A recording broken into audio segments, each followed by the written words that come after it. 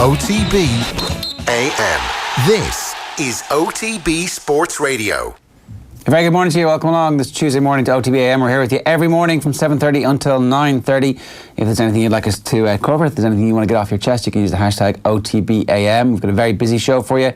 Ronan O'Gara is going to give us his out half and half-back partnership, really, depth chart when it comes to the Ireland situation. We'll talk a bit about some of the other world-class half-back partnerships that are out there ahead of the World Cup. We're also going to get David Sneyd's take on the Irish across in the Premier League over the course of the weekend. Some decent performances and then some slightly worrying performances, particularly when you look at our midfield and our starting midfield. The last time out ahead of the big game to come in, 2 weeks' time, 3 weeks' time at this stage? 2 more Premier League weekends before the international break. Yeah. Could do with a bit of game time for our midfield in particular. Yeah. Jeff Hendrick and Conor Hourihane are going to be two of the names that we'll be discussing with David Sneyd a little bit later on. Particularly worrying from Hourihane's perspective, given that we thought that he would come in, obviously. Yeah. They've got a new replacement for him in Louise with Villa, scored a screamer at the weekend. Did lose though, and I'm sure and he made an error for one of the goals. I'm sure they can play together. Yeah, well, that's a question we can put to David later on. I'm not so sure they can. Hourihane doesn't even come off the bench last weekend, but I'm sure that Dean Smith is still trying to figure it out in terms of their best team in the Premier League. They haven't made a bad start, despite the fact that they've lost 2 games, but 0 points isn't a great start. It's not a great start, but that would be the definition. You are looking for it's. But you're grand there. You have 0 points. It'd be grand. Don't worry about it. Performances in your first 2 games in the Premier League. No, you need points. Points. Just get on the board. Because it's 6 games in and suddenly it's no points and the manager gets sacked and the whole thing's chaos. Usually that happens to teams that are crap, and Villa don't seem to be crap. Well, you don't know until they actually start playing, right? Getting beaten at home by Bournemouth. It's not fantastic. It's not fantastic. That is crap. It's not amazing. I'll give you that. Yeah. But they haven't looked absolutely chronic. The goal they did score to weekend was absolutely gorgeous. Turn your patronisation cannon on Paul Pogba there and tell me what you think of Pogba's penalty miss. It's kind of funny, isn't it? It's that this would happen to him yet again, that we probably wouldn't be talking about this whatsoever if he'd actually nailed the penalty. Of course we wouldn't be talking about it if he had nailed the penalty, and this is something obviously that happened last weekend against Chelsea. It's something that Sky Sports obviously picked up on, and it was really good analysis after the game last night that they went back and actually looked at the penalty that Rashford took against Chelsea last week, and Paul Pogba wanders towards the penalty spot, clearly wanting to ask the question of his teammate Marcus about whether or not he could take the penalty, and there was no, fair enough, you go ahead and take it. And then last night we have the situation. Why was Rashford allowed to take last week's? The assumption was that he got fouled. Now, that's mad, isn't it? It is. Because there were 2 penalty takers at Arsenal, famously, Pires and Thierry Henry, and do you know when they never took penalties? When they were fouled. Yeah, it was a Wenger mantra, don't take the penalty if you get fouled. The compromise there, of course, was taking a penalty together one time, which that worked out spectacularly well. I can't imagine Pogba and Rashford are going to go down that route. Do you know, now that their careers are all over, I'd say how many Thierry Henry and Robert Pires penalties do you remember? I remember one Pires because he did a Panenka once, right? Didn't he do a Panenka? Yeah. Other than that, I am hard pressed to remember. So they made a bit of history for themselves. Well, for sure, but how many Paul Pogba penalties are we now going to remember? We're certainly going to remember this one, and his strike rate is bad. It's not a good strike rate. I think it's the 6th worst conversion rate from players who've scored or taken 10 or more penalties in the Premier League. Not great. That's a bad record. I think it's 11 penalties, missed 4 of them at this point. Marcus Rashford came out after the game and was like, if you ask anyone in the team, they'll feel confident to take the penalty. Paul wanted to take it. I took the one last week and it was no problem. He's scored countless penalties for us. Countless penalties in his career. And it's normal for somebody to miss a penalty. We don't need to make a big deal out of it. If he had another penalty, I'm sure he'd score. But really, statistically, you're not backing the best horse in this race if Paul Pogba is your penalty taker. Marcus Rashford should quite simply be your penalty taker, and I'm surprised that he's coming out with this. As a goal-hungry football player, should your angle in the post-match press dealing be a little bit different? Saying, we're going to have a chat about it. Actually supporting, okay, granted, I get the whole team mentality. He does seem like, even with his ability to kind of go out into the left wing, he does seem like a team player. Rashford. Okay, hang on though. Do you believe him is he telling the truth or is he just saying this for the media? Because they're 2 separate things. What do you think? I'd say he's saying this for the media. I would say Marcus Rashford was very unhappy last night. And we could see Daniel James pulling him aside and then Marcus Rashford throwing the ball at Paul Pogba. His facial expression didn't show that much anger or anything like that. But it did suggest to me that Marcus Rashford was acutely aware that there are millions of people watching me right now, this will cause a hell of a lot of a stir if I start to complain about this. Paul is going to take the penalty. He's going to score it. We're going to get 3 points. We can sort this out midweek. But he didn't score it. He missed it, and now suddenly this is a big issue. And Solskjaer really post-match didn't shed any light on it. He's like, it's up to the players to kind of decide between themselves who wants to take the penalties. I'm not sure that's amazing management. No, it doesn't feel like it, does it? It doesn't feel good from any section here. It finished 1-1 if everybody is, if you were waking up and you didn't watch the end of the game or you didn't catch it. Martial opened the scoring room and Neves with an absolute screamer made it 1-1, and then the shenanigans happened. You want to keep Pogba on side. You want to get him scoring goals early in the season. You can see why, if you're the manager, you want to get him on the penalties. It's funny that they've had so many penalties, isn't it? Oh, this is if Manchester United get a lot of... Anyway, it does... At the same time, you're trying to win games. So is Pogba such a baby that you have to do this, otherwise he won't be emotionally invested in what's happening in the team?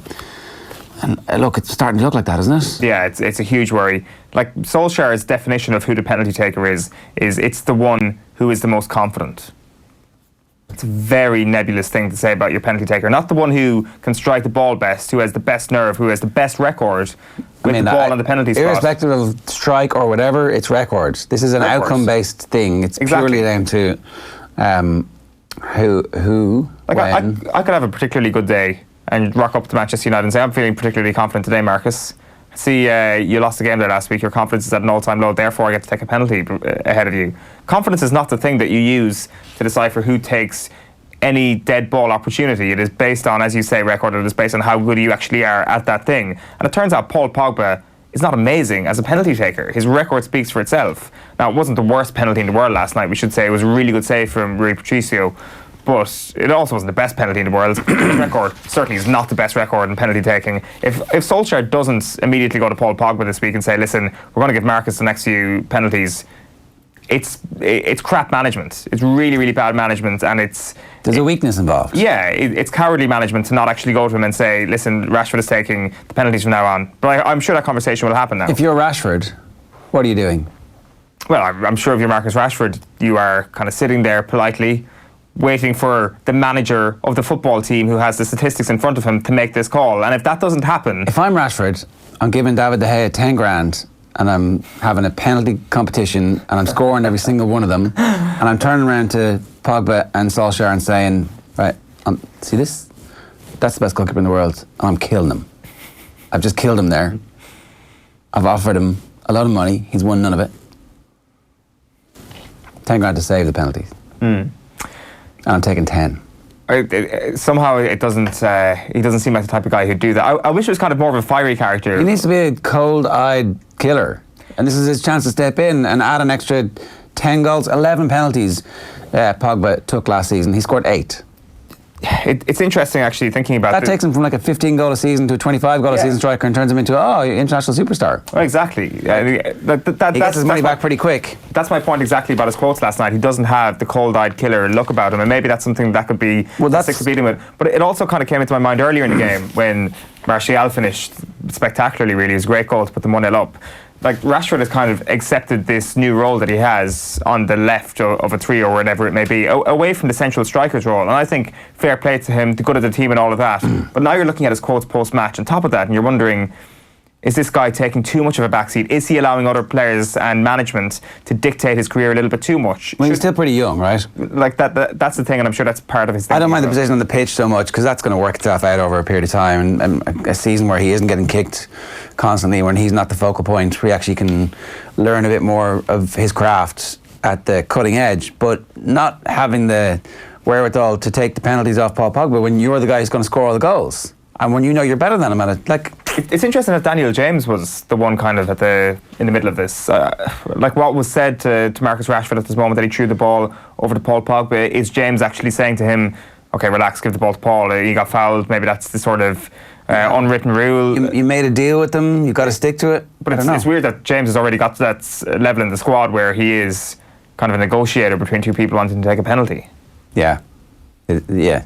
You think that's another issue? Well, they're like for all the failings of Daniel James and him getting booked for diving last night and simulation, I think actually stepping up, and he's clearly got a bit of a leadership quality if he was stepping in and trying to sort this thing out. So but it's we a positive, don't know. not a negative, that this kid has already walked in and is dictating terms to the most important player in the team, Paul Pogba. Depends how full your glass is in the morning. Okay, grand. Let's tell you what's coming up on the show this morning. We've got a very busy show for you.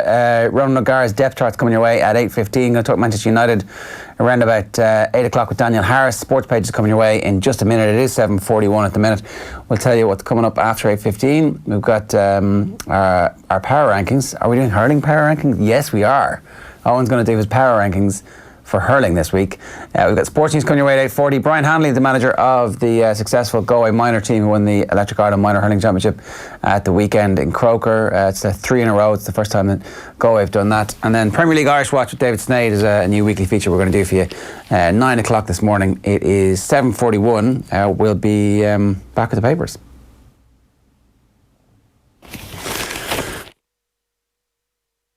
The Off the Ball Open tees off in Abu Dhabi this November 17th to 23rd.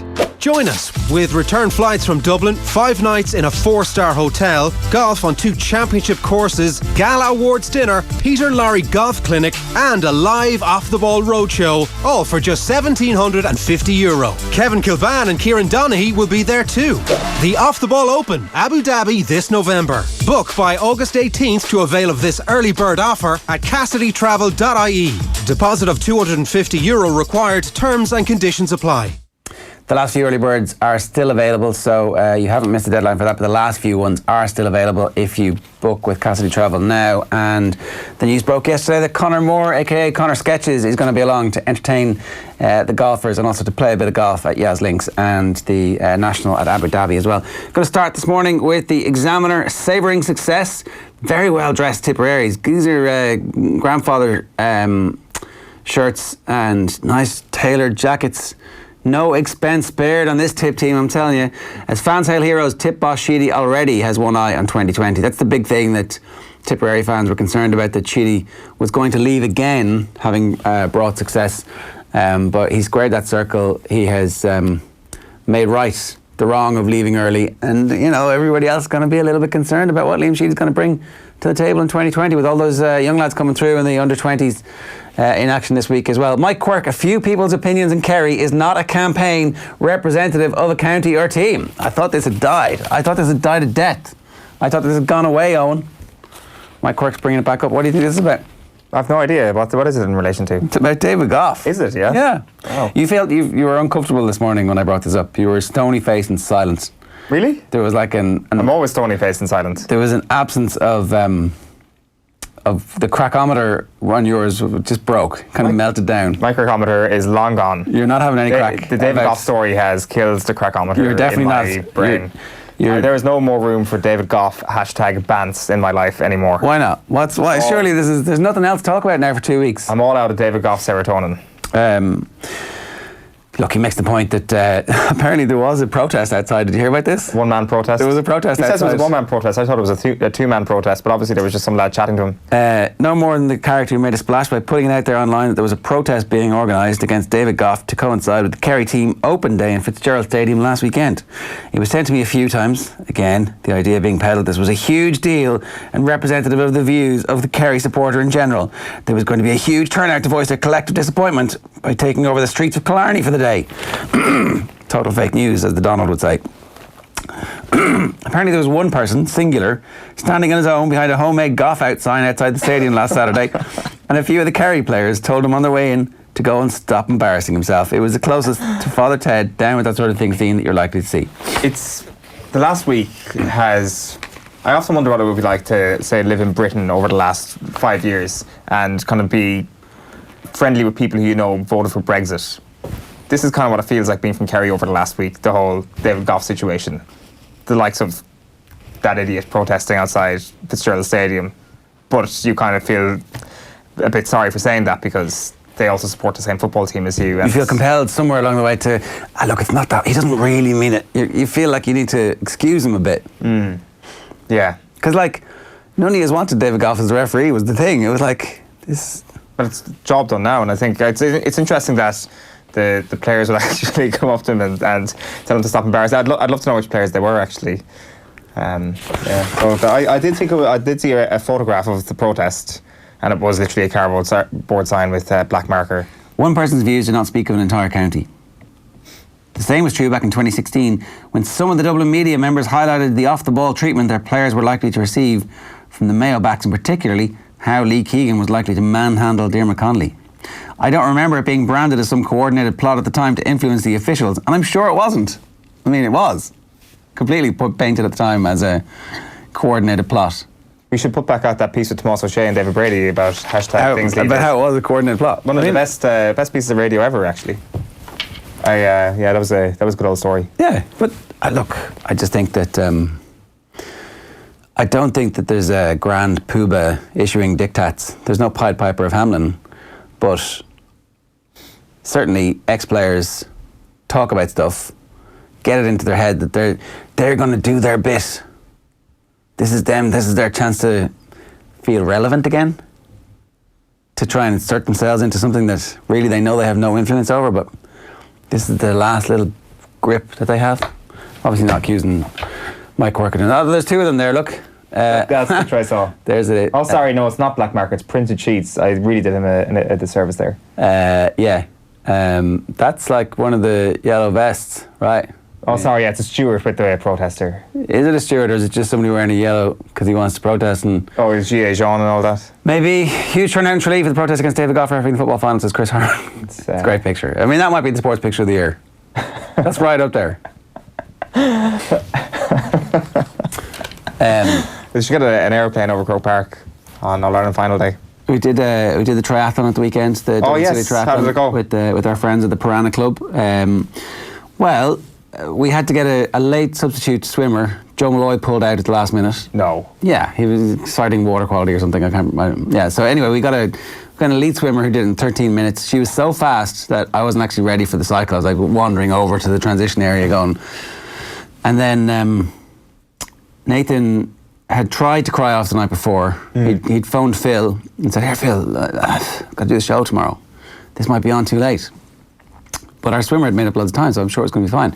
And then I did the cycle, and I got back in, rushing out of the transition, nearly puking. And I hear this, it's Nathan. It's like, not going to do it. I'm like, what? So Nathan decided that it was too close to start time for he starts the Saturday show at 1 o'clock.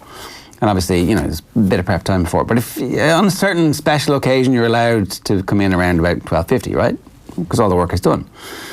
And it wasn't like he didn't know exactly what was going on. It was Premier League and All-Ireland hurling final weekend. So all that work has been done over the last number of years. He would have had to do the time in 45 minutes or something. Is that possible? I think his normal time is about 30 minutes. Okay, doable. Totally doable. Just decided, no, wasn't going to be able to do it. He could also set off before I came back and given himself plenty of time, and we just met at the end. And Are you getting better as a triathlete? Obviously, everybody at home knows that you already started off at a pretty high level. Well, to be honest, without the competition, without having to chase you down, I was just a little bit of a jaunt.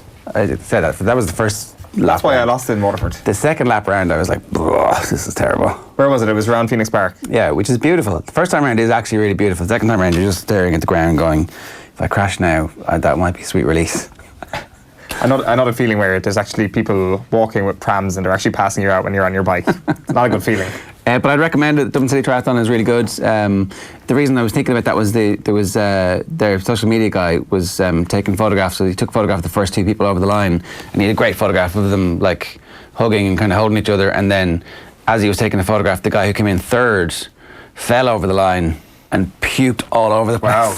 And he had this amazing photograph of the puke coming out of your man's mouth, kind of like I don't know if you know the Fall of Icarus, but it's like the two guys side by side, and that's the main photo, and then you look down and you go, oh, he wouldn't publish it, unfortunately, but it was definitely one of the photographs of the year. Geez, fair play to that guy. I really like to think he got a personal best. If you're vomiting over the line, I'd like to think it's PB.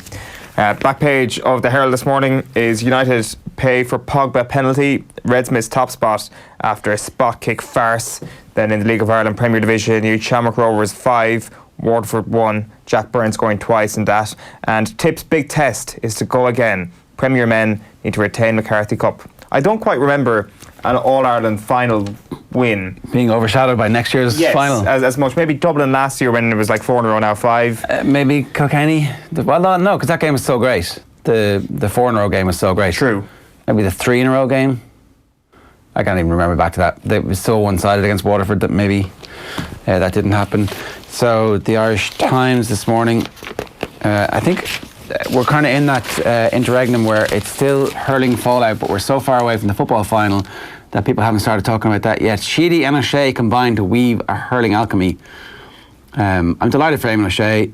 I really wish Eamon O'Shea got an All-Ireland as a manager himself, because he totally deserves it. He's like one of the most influential hurling people of the last decade and a half. Madness for GAA to ignore technology. We'll come back to that in a second. And Cody insists red card was decisive, but refuses to blame Hogan. So, Tipperary coach Tommy Dunn was talking yesterday, saying that it's madness for the GAA to ignore technology. The Wexford game was bizarre. There's no point in saying otherwise, and you have to take it on the chin. Some days the decisions fall your way, other days they don't. Officials try and do the best they can, and it's impossible to get everything right. It really is. But it's certainly time to look at giving them the functional support that can make a difference to them, so they have 8 or 9 out of 10 rated games, as opposed to decisions that are getting wrong, that are costing games to teams. I'm not saying it'll ever be 100%, but surely it can be closer to 100% than it is now. Shane Dowling was on last night with Joe talking about this, and he had a really interesting experience. 5 days after the All-Ireland semi-final, he was at the Galway races, and he was getting directed into a car park, and he looked up, and the guard directing him was Alan Kelly, who'd reffed the game, the All-Ireland semi-final, 5 days previously, where famously Limerick were denied what they felt was a 65, which would have given them an opportunity to, still be in the All-Ireland, and who knows what the hell would have happened. As it was, they were out. He was at the Galway races, he was on the crack, and he ends up having a chat with them, and they get talking about refereeing, and he makes the point that Barry Kelly was a bit scundered by the fact that he'd missed that, because obviously he didn't set out to miss that. It was just a human error. And to that point, Shane Dowling was talking about what he thinks should happen, and he agrees with Tommy Dunn that it's about high time for these massive games, for the big calls, that there was some technology used. Have a look. I mean, within 10 seconds, I know yesterday that was a red card. Yeah. Right, so all he needs, like as Dickie Murphy does the Hawkeye, right, above wherever that is, right? You have someone appointed to do that with a television upstairs, so he can go over and speak to Johnny Murphy, and a little whisper comes down and say, "Hey James, it's a definite red card. Go away and do it." Or, "Hey Alan Kelly, it's definitely a sideline. Give the 65." It would save so much controversy. And Barry Kelly made a good point. You can't do it for every call or every decision, because the referee has to referee the game. And I mean, if you did it for every free, a push in the back or a chop in the hurley, that's not what it needs to be brought in for. It needs to be brought in for big calls, so that referees can get things right and players can get the just reward for the efforts that they're putting off the pitch. Yeah, so look, immediately people are going, if you can't have it in every game, you can't have it at all. But that's not true. You can totally say for the All-Ireland series, for any games in Thurles, and then more games get played in Thurles, and then you roll the technology out until it's also in Páirc Uí Chaoimh, and it's in Cusack Park and Ennis, and it's in wherever those games are going to be played. It's in the Gaelic grounds. Like, start. Get it going. Get it to the point of near perfection, as opposed to, until we've spent 25 million upgrading every stadium to the point where it's obvious, and there's big screens everywhere for everybody to see. No, you get it going. Yeah, just get the ball rolling. I also wouldn't be completely against the idea of it being something that you would use late in the game. Like you get to use in the final NBA 5 minutes. and stuff. Yeah. Like it's the championship minutes and all that, and the moments that matter tend to come down to 60 plus minutes. So you would have missed the sending off though. That's true, actually. So that's a good point. I think for red cards, 65 or like more minuscule moments like the 65. Well, yeah. So the 65, I'd say in the first 60 minutes, if a 65 is or isn't, tough luck. That's just refereeing. That's what I mean. Yeah. But for red cards and penalties, Tip should have had a penalty in the first half. Absolutely, stonewall penalty. Is it Callan goes down? Whoever it was like fouled, and because his momentum was so great, he's basically halfway inside the large parallelogram, but was clearly the foul started inside it. Referee brings it back for a free, and Tip didn't kind of seem too bothered by it, but get those decisions right, tidy them all up, and away we go. Are you worried about what's happened to the Premier League over the last couple of weeks? No, because it'll all offside calls are a little bit different as well. It'll all iron itself out, and yeah, somebody was talking about the offsides and how players can move something like 15 millimetres in one frame. Yeah, I'm uncertain about that now, because certainly some of those offside decisions, Maybe you just need to change it so that there's clear daylight available. That if any part of the body you're played onside by any part of the body, daylight is such a loose term. But like for the computer to be able to see it, for the computer to be able to establish daylight, as opposed to, do you know what I mean? Yeah, but what is daylight? Like, is it the smallest amount of space available between two players? If you can, if I put a laser, if we're standing side by side and I put a laser through and a bit of light comes through, you're either on or offside depending on what the rule is. So if you leave an arm trailing back, you're onside? Yeah, because it's a part of your body. That's a complete separate discussion. That's not about technology, that's about the rule. Right, and that's about the handball rule, which was not about technology, it was about the handball rule. So, the Irish Daily Star this morning leads with Pog's dinner of it. Paul's penalty miss costs United win. Rattigan is set for FAI board. This is former FAI critic Caroline Rattigan is set to join the FAI board. Sport Ireland want 4 independent directors to join the 8 members voted in at last month's AGM. She's a League of Ireland vice chairperson, has posed searching questions of former Chief Executive John Delaney and his board during her spell on the National League Executive Committee, and she was denied a seat at the top table in 2010 when losing a vote for chairperson. Barrett Blast back at Tyrrell meanwhile. Jesus, Jackie, that's a bit harsh, said Cathal Barrett after Jackie Tyrrell mentioned his role in Richie Hogan sending off on Sunday night in the Sunday game. I'm surprised at him. I got hit in the jaw. What does he want me to do? I was a little dazed. It wasn't my decision. The doctor has to assess me. There's nothing I can do. The more I try to get up, I can't. Other story inside the Star this morning and across a lot of the newspapers is Andy Carroll. He's been speaking for the first time after his move to Newcastle United on deadline day. I had to Google Liverpool's players when I signed for them, he said. So he's talking about his move to Liverpool that famous January, and he says that he really just didn't like football that much. He says, it was mad. I was in the gym on the bike doing some work and it came up on Sky Sports News, £20 million rejected, £25 million rejected, £30 million rejected. Everyone's coming in and saying, what's happening? And I was like, basically, I'm not going anywhere. I've got a new contract here. And then suddenly it was, go and see the gaffer. Next thing I knew, I was in a helicopter to Liverpool. I was happy, just about to sign a new deal, and then gone. I just bought a new house. I just got a cat.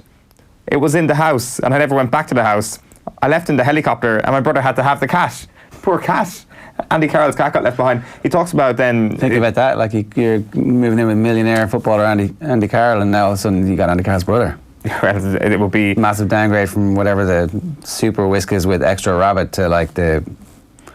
I think Kevin Nolan was living in that house, actually. I don't know why I know that, but it was like some Soccer AM interview. He says, when I was in the helicopter down to Liverpool, I was like, I know Stevie G, I know Carragher, who else? My agent at the time had to tell me, and I would get it on Google and find out the team. Like, this is a team that had Pepe Reina in it. As Luis Suarez, I think, signed, obviously, in the same window. Is Mascherano there? Don't know, I'm not sure. But Googling Liverpool players is the first thing he did. He's... I'm not sure. Is it fair to call Andy Carroll a party boy, or I think he wasn't he? Like he says that he's given up all that lifestyle now. He kind of mentions it here. He says, I do have a silly side. I'm a child at heart. There was one story, I think, last season that I got injured trying to climb over a balcony drunk in pre-season with West Ham, and I fell off the balcony and got injured. It's a load of nonsense. I won a game of table tennis, jumped on the table, landed, smashed the table and rolled my ankle, and I'm injured. What? So just for clarity, that's what happened. That's a great story. You definitely want Andy Carroll telling good stories about himself as opposed to the ones against himself, right? Painting him in such a bad light, those stories do. The Racing Post, they've got a Michael Stout feature. He'd be whistling away, apparently without a care in the world, but his brain never stops working inside the mind of the master trainer. And Mulrennan, I'll cheer on Mabs despite losing ride. So Paul Mulrennan has expressed his disappointment at losing the ride at Mabs Cross in the Coolmore Nunthorpe Stakes on Friday, calling the experience of missing out on the ride in the Group 1 sprint character building. So that's a nice way of saying he's pissed off. And then the back page is Tigers tough to tame. Hull star Bowen could torment Rovers rearguard. So it's Hull versus Blackburn Rovers for those of you who need your football fix tonight. The back page of the Mirror leads with sick as a pog.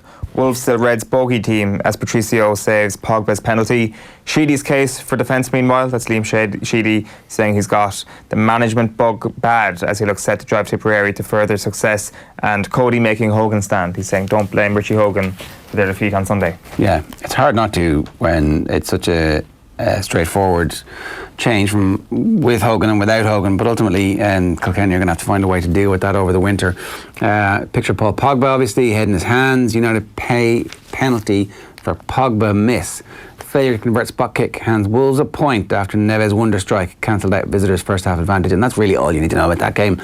And Australia can expect to face more hostility, says Stokes. Ben Stokes has warned there will be no let-up from Jofra Archer in the remainder of the Ashes series. Much as with Australia's Mitchell Johnson in 2013-2014, as the visitors are prepared to make a call on whether Steve Smith can return this week. So they're pumping up the Ashes. Looks like it's going to be good Ashes. It's 1-0, 2 tests gone. The Telegraph this morning leads with Pogba's penalty farce. Midfielder overrules Rashford, then has spot kick saved to deny United victory. The back page of the Telegraph is Jim White talking about players' names. Players' names show how the Premier League has embraced cultural diversity, footballing Gary in the final battle to avoid extinction. So he starts this column off to talk about Largi Ramazani, who featured for Manchester United's under-23 side. He says that Nigel Spink has a notable achievement of being the only Nigel to win a European Cup winners' medal, recorded in 1982 when Aston Villa lifted the trophy. He says that it appears to be under no imminent threat. No one called Terry or Des currently playing in the Premier League this season. No Peters either. And the only Pauls are French. And Welsh, of course. You got Paul Pogba and Paul Dummett. Yeah, okay, so, I mean, that naming thing, you see that around the world quite a bit, and there's always a subtext to it. But anyway, Poggy in the middle, prolific rash snubbed as Paul fluffs fourth pen. Wolves 1, Man United 1, and Pogba has the jersey over his head, but not the celebratory jersey over the head that you would have expected. And tip renewable energy, not the Tower of the Morning, but Liam Shealy believes all of the Tipperary players have the energy to go again, so it's renewable but retooable because they're going to be doing 2 in a row. Thank you very much for I like the gymnastics that you need sometimes to understand what the tabloid sub-editors are going for. Let's look at the Irish news this morning. McGuigan urges Hart to call on Canavan and O'Rourke. This is for the vacant coaching position in the backroom team with Mickey Hart's Tyrone. Of course, Stephen O'Neill left the setup yesterday. This is Brian McGuigan urging Peter Canavan and Malachy O'Rourke to be considered for the role. Right. That would be interesting, wouldn't it? Would be very interesting. I think Peter Canavan would be an outstanding appointment. Yeah, but surely Canavan wants to kick himself. That's the thing. Is it the best way in?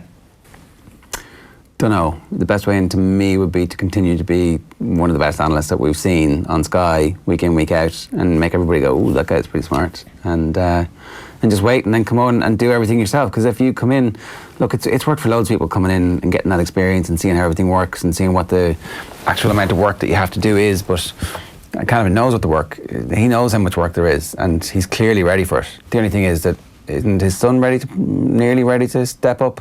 Basically, maybe he doesn't want to play, maybe he doesn't want to manage his son just yet. Right, we're going to chat with Daniel Harris about Man United's trip even to Wolves in a few minutes. After this break, though, you're going to hear Stephen Hunt admitting that, well, he wasn't immune himself to pulling rank when it came to penalties when he thought a change was required. Have a look. OTB AM. This is OTB Sports Radio. 300 clubs getting vital cash funding. Over 450 schools and juvenile teams supported nationwide. More than 11,000 jerseys, balls and equipment donated. And record-breaking crowds at the last 3 TG Cahir All-Ireland finals. Those are serious numbers. That is serious support. Lidl, proudly supporting ladies Gaelic football. OTB AM. Did you decide pre-match if we get a penalty I'm going to take the ball? I was too clever for that because I mentioned that I might have got bullied by the manager, so I just, okay, if I get this. So penalty happens. Did you run and get the ball? Yeah. And what happened when Kevin Doyle came over and said, what are you doing? No. You just said no. And he said, Hunty, give me the ball. No. No, it's terrible, isn't it? But you can imagine he mustn't have, I had dinner with him Friday night, like, so there's not, if I mentioned it now, he still wouldn't like it. Yeah, what was the score in the game, can you remember? We won 1-0, I think. It was 0-0 when you did this? Yes. I was pressured as well, like. Yeah. So you put the ball down? Yeah, put it to the keeper's right, my left. And you know if I miss this, I was going to get it from the manager trouble. and yeah, I'd imagine from the manager. He might not have said that at the time, but he definitely would have. Doyle was the main man, wasn't he? So would have got in trouble. Like, I didn't think you were one of those types now, Hunty, that'd be pulling a stroke like that. What happened the next time you got a penalty? You don't get 40 international caps. And don't drop that. Don't drop that. For not being ruthless on the pitch, and that's why you sometimes it comes over. Like the way Robbie took Noel's goal. On Robbie, yeah, pretty much like. They won't go there, will they? No, that's too upsetting. Yeah. So hang on, so what happened the next time Reading got a penalty? I took it. You took it again? Yeah. Did you score? Yeah. What happened the next time? Scored again. Were you just the penalty taker then? Yes. There you go, that's how you do it. So long as you stick it in the back of the net, no one cares. Stephen Hunt on last night's football show. You can get that podcast wherever it is you get your podcast. The best place is probably the new Go Loud app, which we wholeheartedly recommend as the best place also to get OTB Sports Radio in your earballs all day, every day. 5 minutes past 8. Let's join Daniel Harris to see what he makes of the penalty for Farrago. There's a lot of different ways to think about this, Daniel. Why does Pogba need to be taking the penalties? Why is Rashford not just going, yeah, give me the penalty, I'm the best penalty taker there is? Why is Solskjaer not just deciding, I'm the boss and I get to pick? I don't know. I mean, it did happen to Fergie once, actually. I remember a game away to Fulham at the beginning of maybe the 10-11 season, and Nani grabbed the ball to take a very late penalty, and he wasn't meant to. There was some kind of ruckus about who should take it. Nani grabbed it and he missed. So I would say it's not something that I've never seen before. I do think that Pogba shouldn't be taking the penalties because he's crap at them. But similarly, Wayne Rooney took loads of penalties and he was crap at them as well. So again, I do think that Solskjaer should just say Rashford's on them because he's the best at them, or Martial's on them because he's the best at them. But the idea that this is some key fault in Solskjaer's management is probably not that good an opinion because it's happened before. Well, so if stuff happens again and again and again and you don't fix it, then that's not a good sign of management. There's definitely a sense that if this was any other player than Pogba, then you imagine Solskjaer would step in and say, okay, we don't actually need to indulge you because you're not very good at this.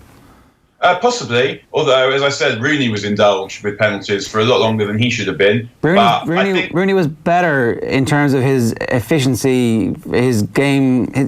Rooney was a more important player, I would argue. Maybe not more important, but certainly better at Manchester United than Pogba's been so far.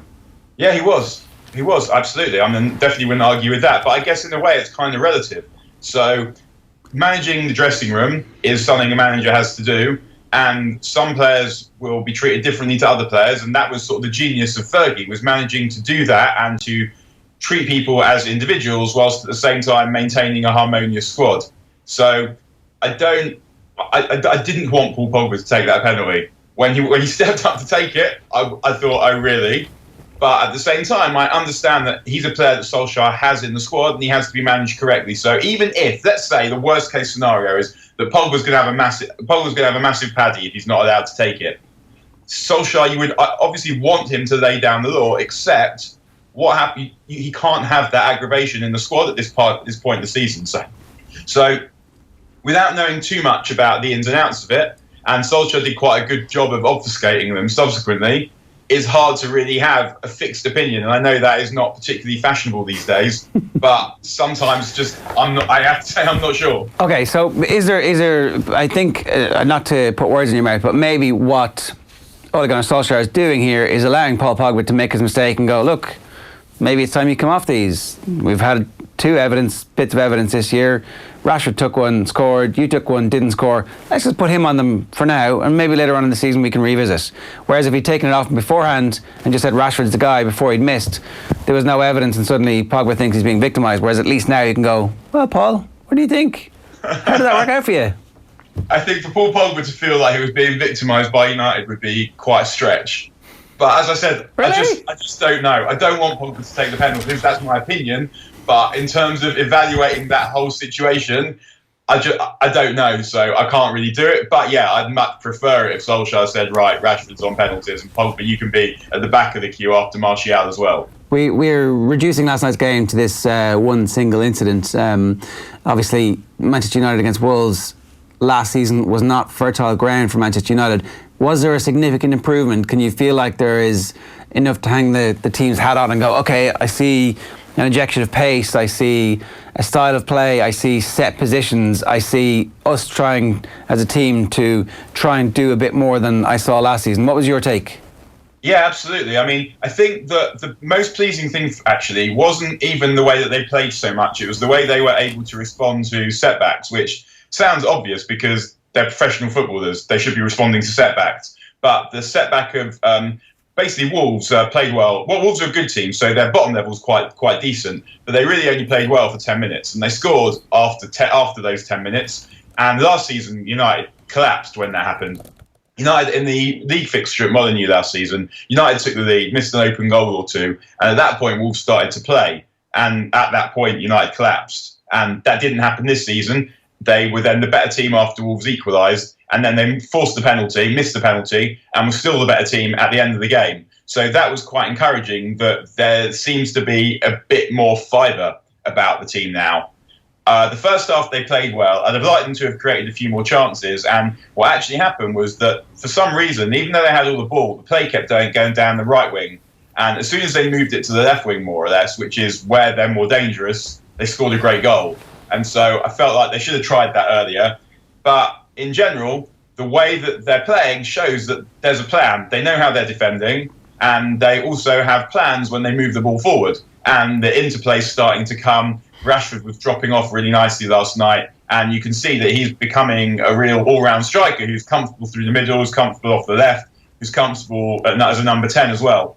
So I still think that they have problems in midfield, and those problems in midfield aren't going to go away until they can buy some new players. And that McDonough didn't play particularly well last night, Pogba didn't play particularly well last night. But I think that they're building some momentum and they're building some confidence, and they are good enough going forward so that they'll cause problems for any team, provided they can get enough of the ball. Do you get the logic behind the focus on the right-hand side, Daniel, or was it just a bit of an unusual situation last night? Obviously, with Wan-Bissaka and Daniel James on that flank, they have talent, but obviously, if you've got Rashford on the left, I mean, it is unquestionably your best defensive option. I don't know, it just happens sometimes that the ball tends to go... I mean, there are two sides, and it's not exactly like tossing a coin, but the ball might go more one way than the other. Perhaps it depends what Wolves are doing. If Wolves are attacking down the left, then United are going to have more of the ball down the right.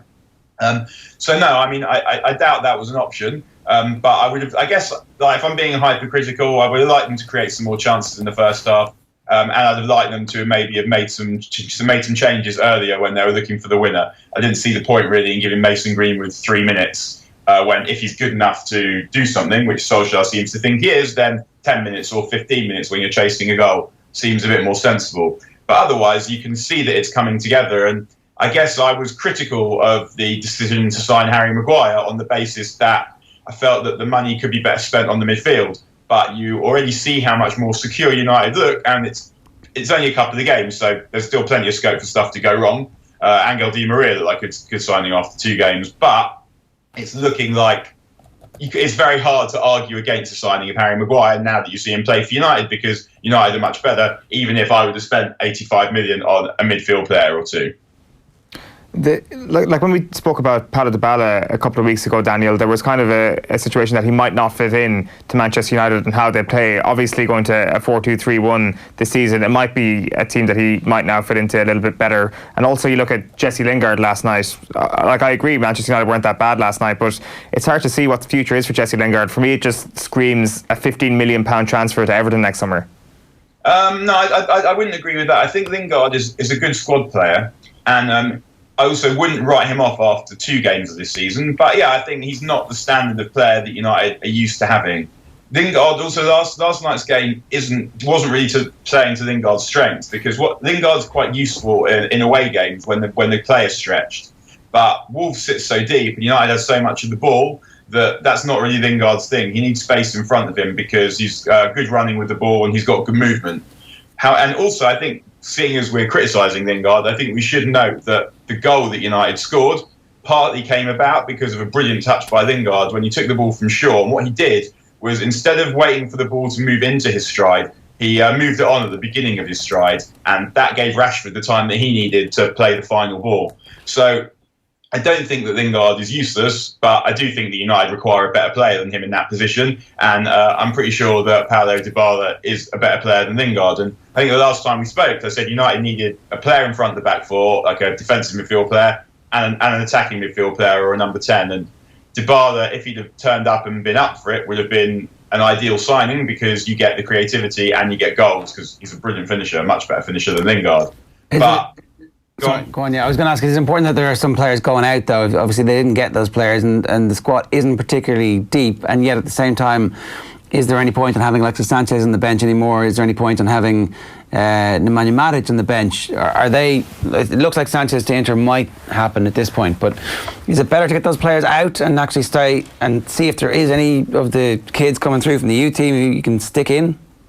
Yeah, I mean, I think that one of Solskjaer's greatest achievements is who he's got rid of, in that he hasn't got rid of the proper deadwood like Darmian and Rocco, the people whose wages no one wants to pay.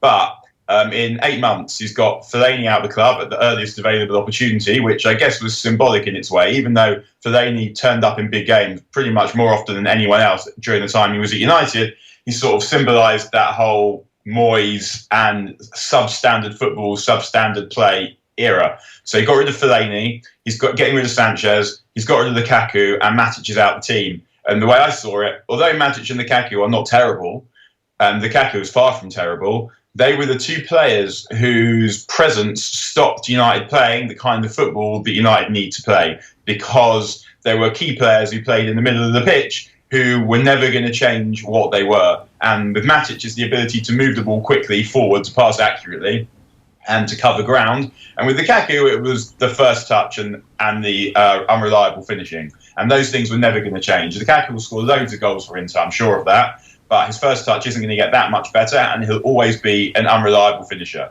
So even though he scores loads of goals, because he plays in teams where you create chances, and he's not really there to do anything else but score. And to have all of those players away is good, because I think although United's squad is bare, as you say, and I guess they're going to have to use some young players who are untried and maybe not even good enough if they get even a couple of injuries, you can see the squad is starting to not even to evolve, to revolve almost, because he's got rid of all these players who were taking up space in it and not doing anything particularly useful. Is there any point in keeping Alexis Sanchez when you've got a Europa League campaign and loads of games? You've got the League Cup, you're going to have FA Cup. You want to go deep, ideally, in one of those cup competitions to try and win a trophy while you're focusing, trying to make the top four.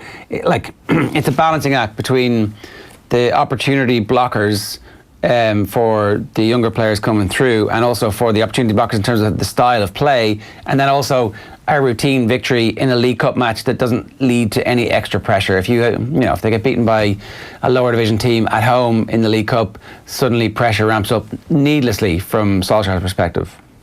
No, I think that you can't. If you've got Alexis Sanchez earning whatever he's earning a week, and you're picking him for Scunthorpe at home in the League Cup, and then he's not playing again until the next round of the League Cup, or he's playing against, I don't even know, some team that you've never heard of in the Europa League, and then disappearing again, picking up his wages, I don't think that's particularly healthy for team spirit. Plus, those are the games where you want to see Solskjaer play Tai Chong, Angel Gomez in those games, Ethan Laird, Dylan Levitt, like whichever of the young players are ready, you want to see them given opportunities in those games. And there are attackers who you want to see whose place Sanchez would take. And if someone's willing to take Sanchez away from United with the potential also of a permanent transfer, will presumably pay some of his wages, then that to me sounds like a no-brainer. I wouldn't much want to watch Antonio Conte's Inter Milan because there's going to be a lot of pinball up front there. But it's really weird with Sanchez because, I mean, in some ways,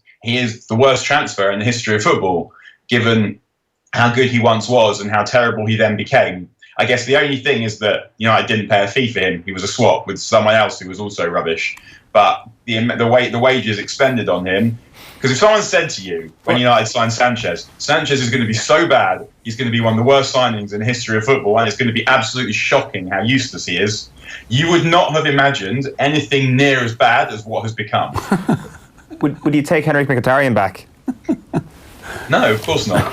Henrik Mkhitaryan has some talent. I mean, Sanchez has loads of talent. We've seen it for years. I don't know, but his legs have gone. I think he's not really found a way of adjusting, and it probably hit his confidence. Whereas Mkhitaryan is someone who is just totally unreliable. He's one of those players who, unless he's scoring or making a goal, you forget is there. And that's not very helpful. I mean, I think that you see two players from Dortmund. They signed Mkhitaryan and Shinji Kagawa. And I think both of those probably, for whatever reason, were really good in the team that they played in, but they needed the teams to be formed in a particular way and to be comprised of particular players, who those teams and players were. And so when they moved, they weren't really capable of all that much. And we've seen it. We've seen it with Mkhitaryan at Arsenal. He's gone to Arsenal and he's been Mkhitaryan. And actually, when you look back at Mkhitaryan's career, he's probably had 2 great seasons. He had one good season, I think, with Donetsk, and he's had one brilliant season with Dortmund. That is it. And I guess although Mourinho signed him, you probably have to say that when it came to evaluating him subsequently, he was probably right. Yeah, no, totally. Daniel, good stuff. Thanks a million for joining us this morning. All right, see you again. Daniel Harris giving us some thoughts on the 1-1 draw between Wolves and Manchester United last night. It is 20 minutes past 8 this morning. In Bod We Trust comments, who cares about the penalty? VAR and the equaliser were still offside. Wan-Bissaka was booked for not handling the ball. Martial flagged offside when he was on. James got kneed in the head, all ignored. There is an anti-Manchester United conspiracy out there. It's also anti-Manchester City. There's a lot of conspiracies out there trying to win Liverpool the league. Yeah, I think on Daniel James, I think he did get a bit of rough treatment last night for sure. I think he went down easily on one occasion. He dived, basically, he got booked. After that, a couple of more hits on him. They knew that this guy was on a yellow card and all that sort of stuff, hoping for a reaction. That's what you do when a player's on a yellow card. Yeah. Solskjaer spoke about it afterwards. How many fouls did he suffer? He asked the question. So, yeah, he's going to get that treatment, and that treatment from the fans as well. It was pretty brutal from the Wolves fans last night. Frode says, I think it's been doing a far too big deal about this. Seen similar things happen many times over the years, but never gotten this much attention because it's Pogba. It's the end of the world. It's not because it's Pogba, it's the end of the world. It's because he missed. Yeah, but also because it's Paul Pogba. This happens all the time. But it did happen last season, and somebody stuck in the back of the net, and everybody was like, whoa, lucky he didn't miss that. Well, now we know exactly what happened. He would have been on the back page of every newspaper. Yeah. Was it Chelsea last season? Was there some... Did somebody... okay, I can't remember. It definitely happened last season. Like, obviously you've had famous situations where people have missed, like with Milivojevic and Benteke at Crystal Palace, and Morales and Leighton Baines at Everton.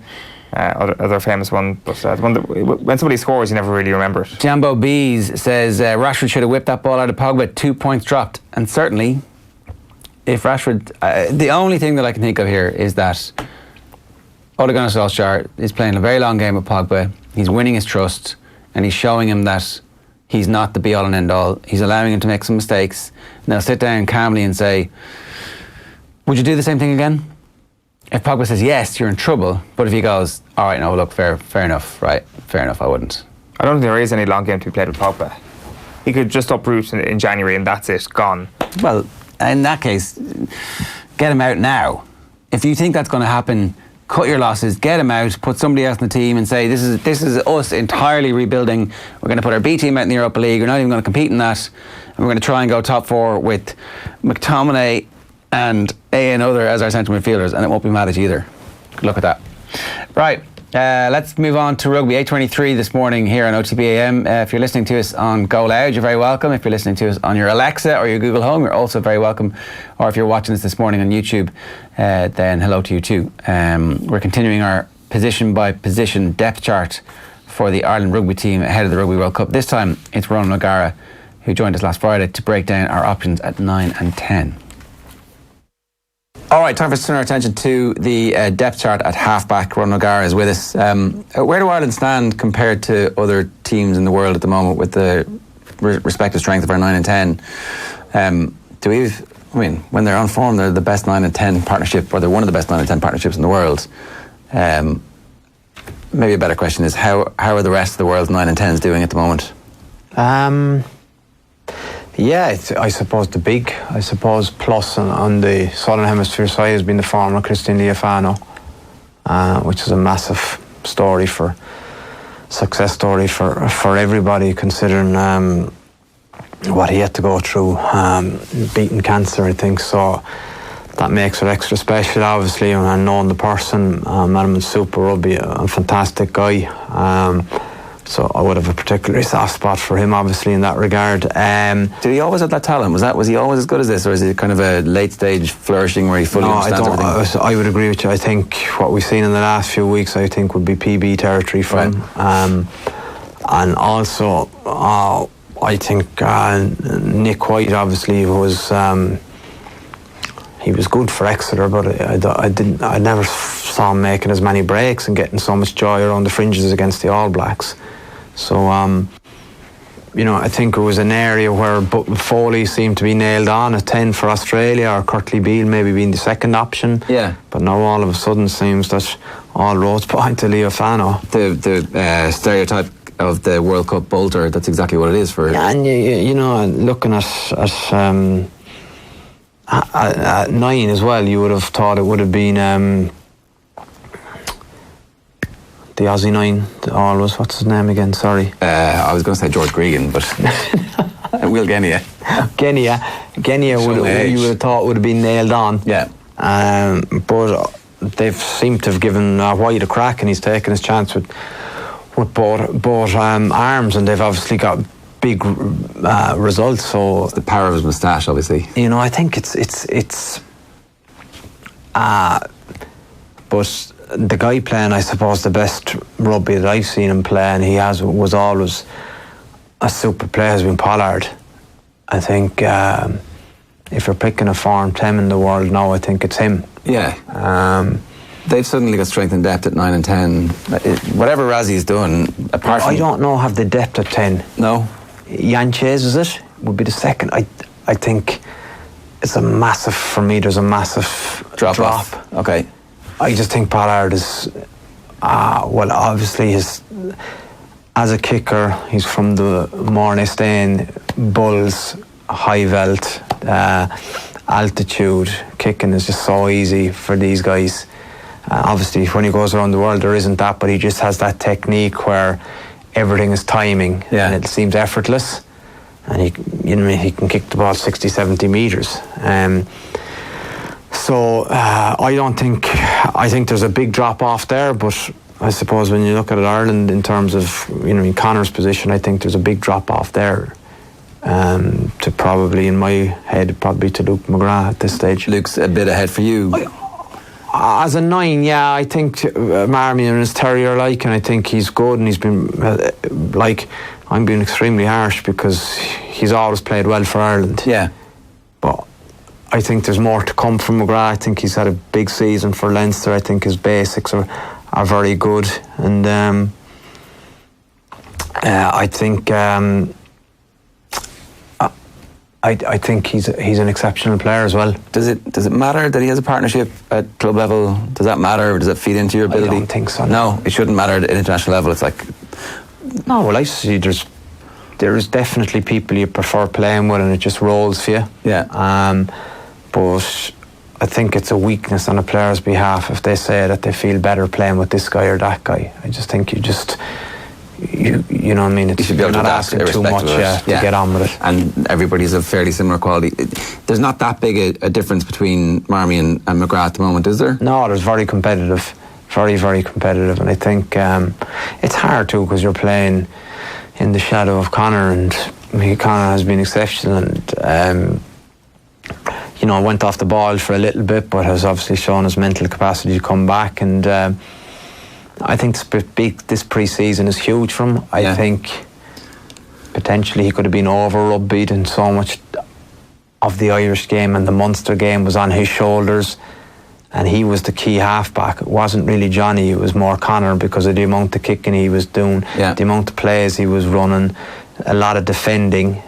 I think this summer will hopefully be very beneficial for the fact that hopefully he was actually able to get away from rugby and maybe reevaluate and get that kind of hunger and enjoyment back for it that naturally happens when you become a senior player and you've over 50 tests for your country. Yeah, and hopefully the Carroll of the World Cup. I mean, he obviously burst onto the scene at the World Cup, so you'd hope there's like some trigger of like, absolutely. That's what I'm in it for. I think he has, Federer-like qualities in the fact that there's that serenity about him, or that calmness that very few people can exhibit, but Connor can. He lost the plot once, I think, in the wrestling game, but he's human.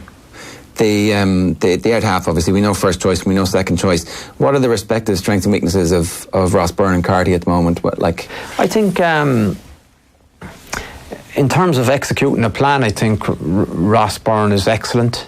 I think that's where he comes into his own, his game management. You look what he does for Leinster. He's played in a lot of big games, a lot of pressure games where he's got his team over the line, and there's a skill in doing that, and there's a lot more to it than people might appreciate. Also, I think his attacking kicking game is very, very accurate and very, very I suppose very, very needed at test level.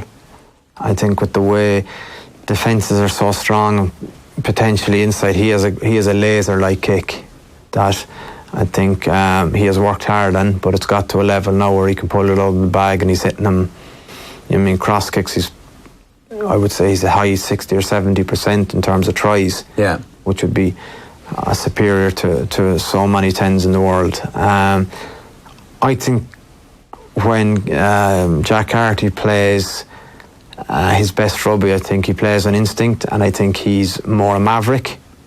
And being a young player, it's obviously difficult because you're coming in and you're playing to a system. Yeah, especially with Ireland. Yeah, correct. And it's up a level. You would assume from the way you've described him that Ross Byrne would be well ahead of Carty in Joe Schmidt's thinking. There's a game plan. We want you to do exactly what we're asking you to do. You know, I was just checking his age there. He's 24, so he's still got like the next 4 years of his out half career to develop all the rest of it. But at this stage, like, you get in, you do exactly what we tell you to do. With Carty, a maverick at 10 isn't exactly what Ireland have looked for under Joe Schmidt, and yet it's Carty who got the game time in the Six Nations ahead of Byrne. Yeah, well, they flip-flopped, but I also think that's a strength to Joe. I don't think he's stubborn in the fact that you know what I mean, that he can change his opinion too, which I think you have to be. And I would also think that it's an interesting point in terms of will a scripted rugby win a World Cup? Probably not, right? No, I think it'll win big games, but will it win 3 in a row? Very, very hard, I would think. So those players that are natural rugby players like Carberry, I think, in a competition where it could come alive and alight, that playing off the cuff, the game will break at some stage. But where Ireland are excellent, if they have a lead and they manage to get that more than one score ahead, there isn't a way back for teams. In a way, the World Cup is weird because frequently it's your second and third choice players in key positions who are the last men standing, and so it's those players who ultimately end up deciding the World Cup semi-final and final. Yeah, that's a great point, and no one thinks to that depth. Everyone just thinks of first team. Who's got the best first team? But and we should all be aware of that, but I actually wonder how much that hits home with us, because as you say, in whatever sport it is, it's numbers, 24 to 32 decide whether you pick up medals. And it's so weird, isn't it? Because we're not, maybe that's why the conversation about who's on the plane is actually so important from an Ireland perspective then. Well, it is, I think, because, and who has the capacity to play in more than one position, that's where it makes for another discussion in the fact that, an Austin Healy kind of character, in terms of his ability. For Six Nations, not that interesting. For a Lions Tour or a Rugby World Cup, incredibly interesting. Because he'll survive, be alive, able to just play. Just his capacity to, 9 or wherever. Yeah, where else could he play? 9 and 11? No, he played 10 for the Lions. Did he? Yeah, 9, 10, 11. He could play 13. He could play 15 if you were chasing a game. But, I think Ireland have a few players like that too, in terms of maybe Conway, in terms of Carberry. Yeah. I wouldn't be shy in putting Ringrose into any position in the back line either. I think he has the skill set to do that. So if you're Joe Schmidt at the minute in your depth chart and you're looking at Carty and Byrne, do you think he has one of them ahead at the moment? Or is that 50-50? I would say he would, obviously, but who it is, I don't know. But I think trainings would be very important to players like that, and what they're seeing in drills every day, essentially, or maybe live fire every day. But there would be training games too, Ger, that we wouldn't get to see that have massive bearing on. Yeah, they would. You know, I think if you're consistent in your approach and your analysis, like, you obviously want to see people being able to transfer from training to game, but is there much of a difference between the first 15 going against the second 15 as opposed to the team that went out to play Italy? You know what I mean? I would like to think that what Ireland played Monday to Friday, the Italian week, was stronger than what they played on the Saturday in the Aviva.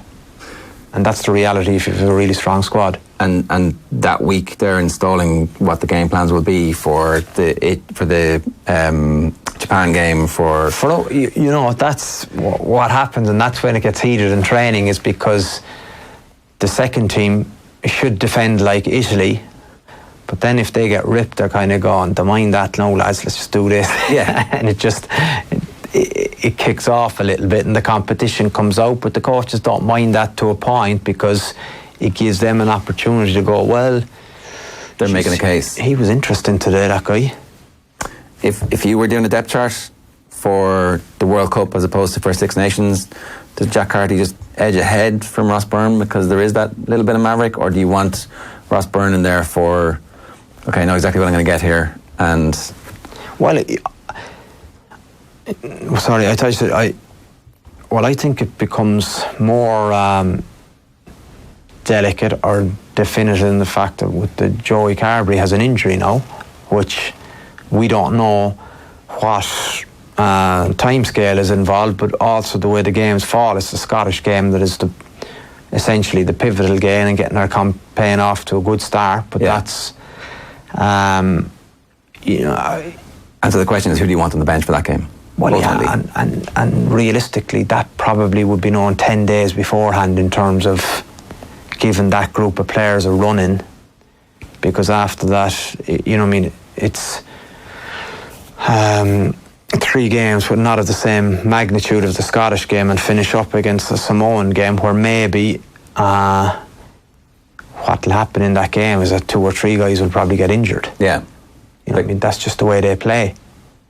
I mean, there'll be probably high shots and late shots, and you can't do anything about that, but that happens in rugby. So there might be a case of, well, am I putting him out there today or not? Which you may not think if you were playing Russia or Japan. Yeah, okay.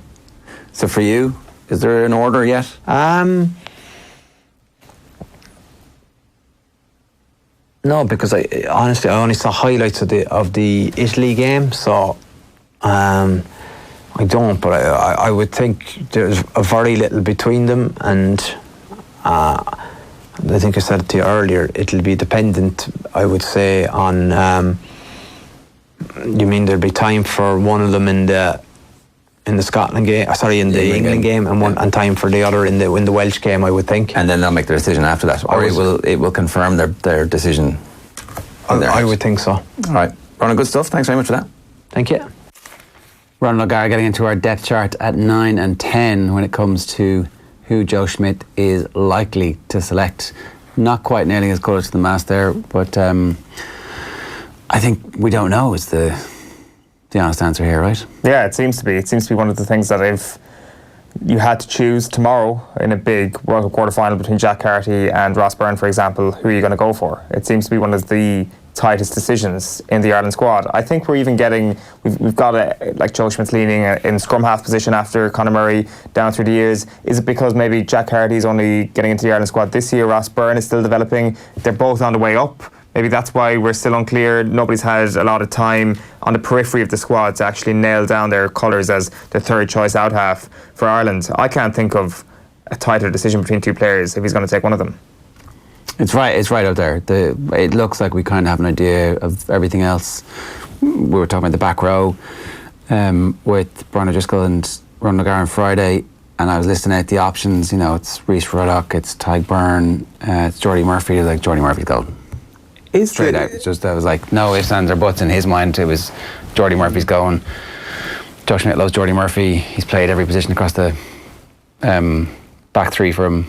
Obviously, in the back row, sorry. That, in terms of going for the plane, yeah, that's up there as well. But I was just thinking there, the way momentum has gone over the last couple of months, if the decision between Conan and CJ Stander to be the starting 8 is also going to be one of the tight decisions for Joe Schmidt. I don't think so. I mean, at what point has Conan laid down a marker playing for Ireland and said, I'm going to do this now for Ireland? Whereas that's a fair point, I guess. CJ for Ireland has been well ahead of him. Been a colossus, yeah. Like Jamie Heasley was making that point a few weeks ago that Conan could start at 8, but CJ Stander could also start in the back row as well. So like there is. So instead of Peter Mahoney, though, like, that's not going to happen. No, so it doesn't look like it. Probably becomes a situation where if O'Mahony does become an injury worry or anything like that. So I'm sure Joe Schmidt's thought about all these different situations, but there is a growing momentum behind Jack Conan to be Ireland's 8. I would obviously be on the CJ side of things. And one of these games is going to matter for some of those decisions. So it'll be interesting to see what the team is for the weekend. Okay, so Specsavers is the official Hawkeye partner of the GAA and also the official partner of Eoin's peerless power rankings here on OTB AM. He's gone off the reservation this week and he's decided to do hurling. He's infecting the pure sport that is hurling with his football nonsense for 1 week only, maybe 2 weeks. Like, you know the phrase, if you've got it, flaunt it. If you've got good takes, you may as well flaunt them on OTBAM is what I say. And if you've got the best, most correct list Did you do in from world sport. 33 down for the hurling? Didn't get around to that this week. That we don't have a series of hurling power rankings to do it. We're only going to go with the top 8 for the purposes of this morning's slot. And at number 8, we're going with Waterford. At number 7, we've got Clare. Number 6, we've got last year's beaten finalists Galway.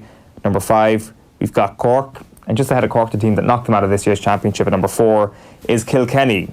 Number 3 is Wexford. Number 2 is Limerick, and number 1 is Tipperary. So am I being too safe there, putting all the semi-finalists in the top 4? You may say so, but it doesn't mean I'm not right. Okay. Let's just okay. So Waterford had a very bad year. Fair enough. Clare also, not a great year, but Galway are 12 months away from being in a final and 24 months away from being the All-Ireland champions. Cork, what the hell have you done? They're quite big numbers, aren't they, Ger? What the hell have you done for me recently, Cork?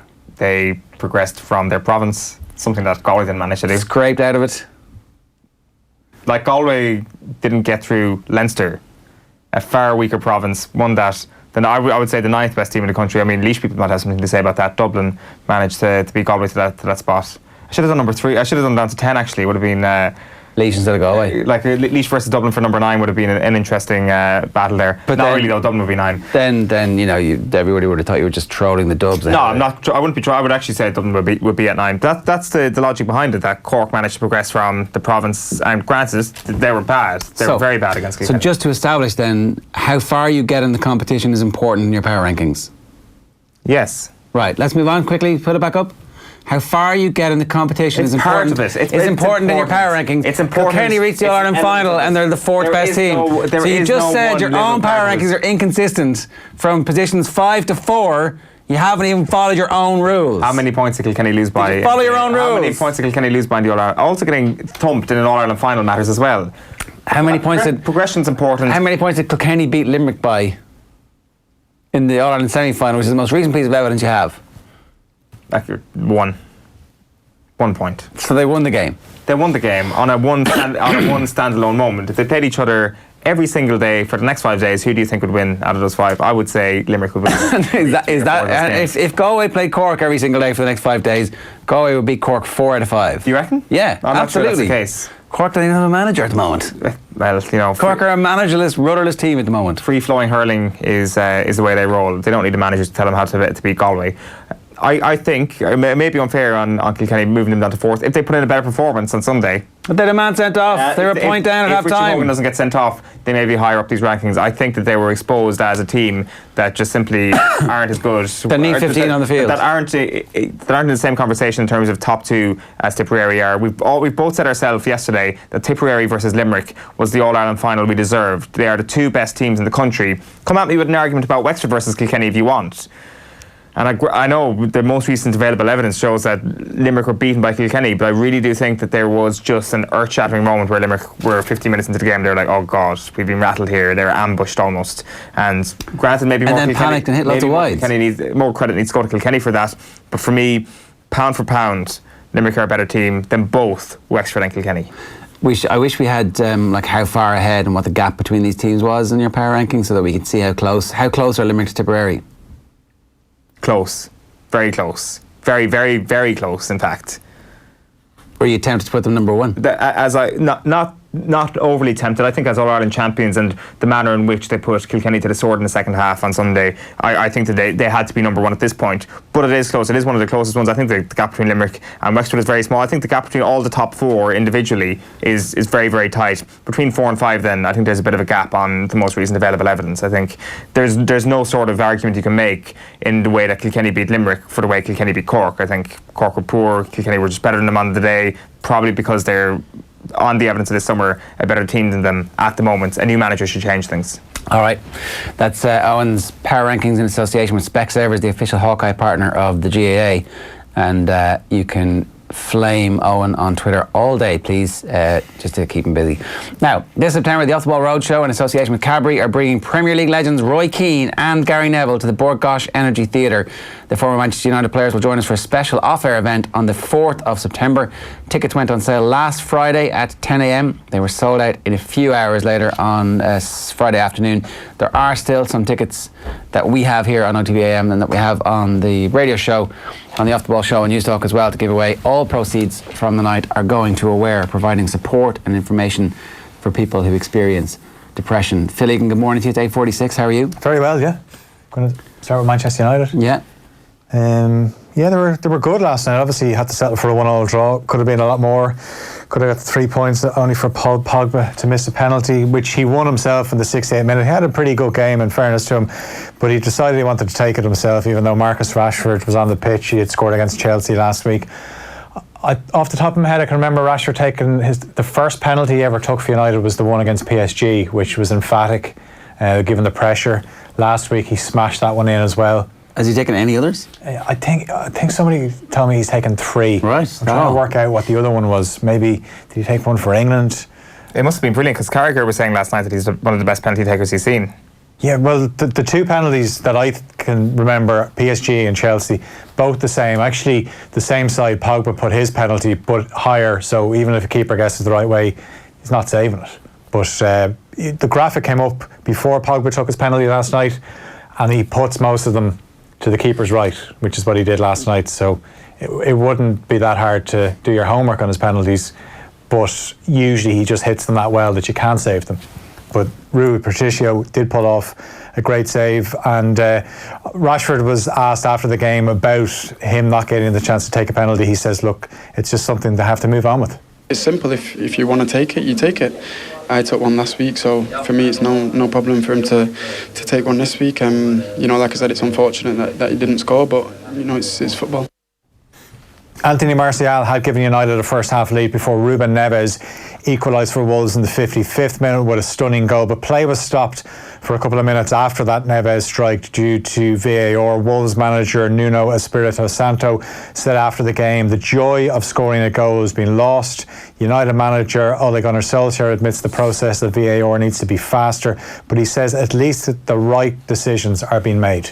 It's massive decisions, because if Jimenez is maybe half a yard to the right, he's blocking David's view. I'd rather have it the correct one than the wrong one and make it in 15 seconds. But the quicker it goes, the better, of course.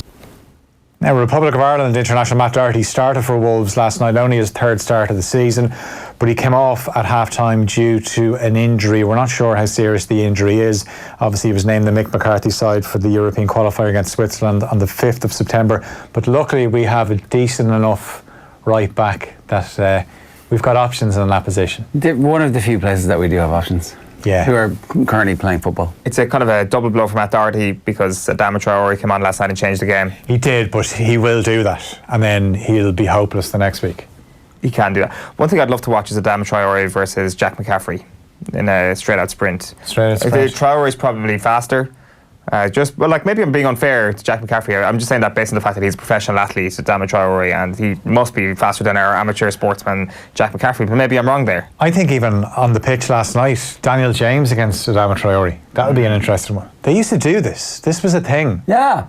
They should do like a Premier League combine. They did this thing in the States where there was like NFL Gold or whatever it was like who's going to be the fastest runner in the NFL, and there was $1 million for the winner, and stupidly a lot of people got into their heads that they were going to win it, but there's actually a guy who was in the Olympics who plays for the San Francisco 49ers. And he was something like 10-1 to win the whole thing. Of course he romped home. It was a 40-metre dash, so it's not even 100 metres. And then they never paid him. It was just like a made-for-TV event. And I think the cheque is still in the post. So. But this was a thing, though, for English football. I can remember watching this. I can remember... Superstars. But footballers, I think it was like it would have been the old First Division. I can remember, for some reason, Keith Carroll being in it. The former Manchester City defender, and he was really quick. England's most expensive defender for a while, 2.5 million. Yeah, think so. But he was one of them. So, like, if you think about it now, like, you'd have some pretty explosive footballers. Like, they didn't do any of that for the MLS All-Star weekend today. It was purely skills, volleys, headers, all that sort of stuff. Like, I would love to see that brought over to this side of the Atlantic. The sprint. No, the skills. The skills challenge, and then you can add a combine element to it as well. Definitely, yeah. Like who is Keith Carroll was he winning a race? Was he? He was in a race. Like there was about 6 of them. Google doesn't remember anything about this, Phil. I'm telling you now. I've had this conversation with Rishi McCormack in the office, and he would back me up on it. When a player from every club raced 100 metres, and the one with a hangover won. There you go. There it is. It is a full 100 metres. It is Keith Carroll.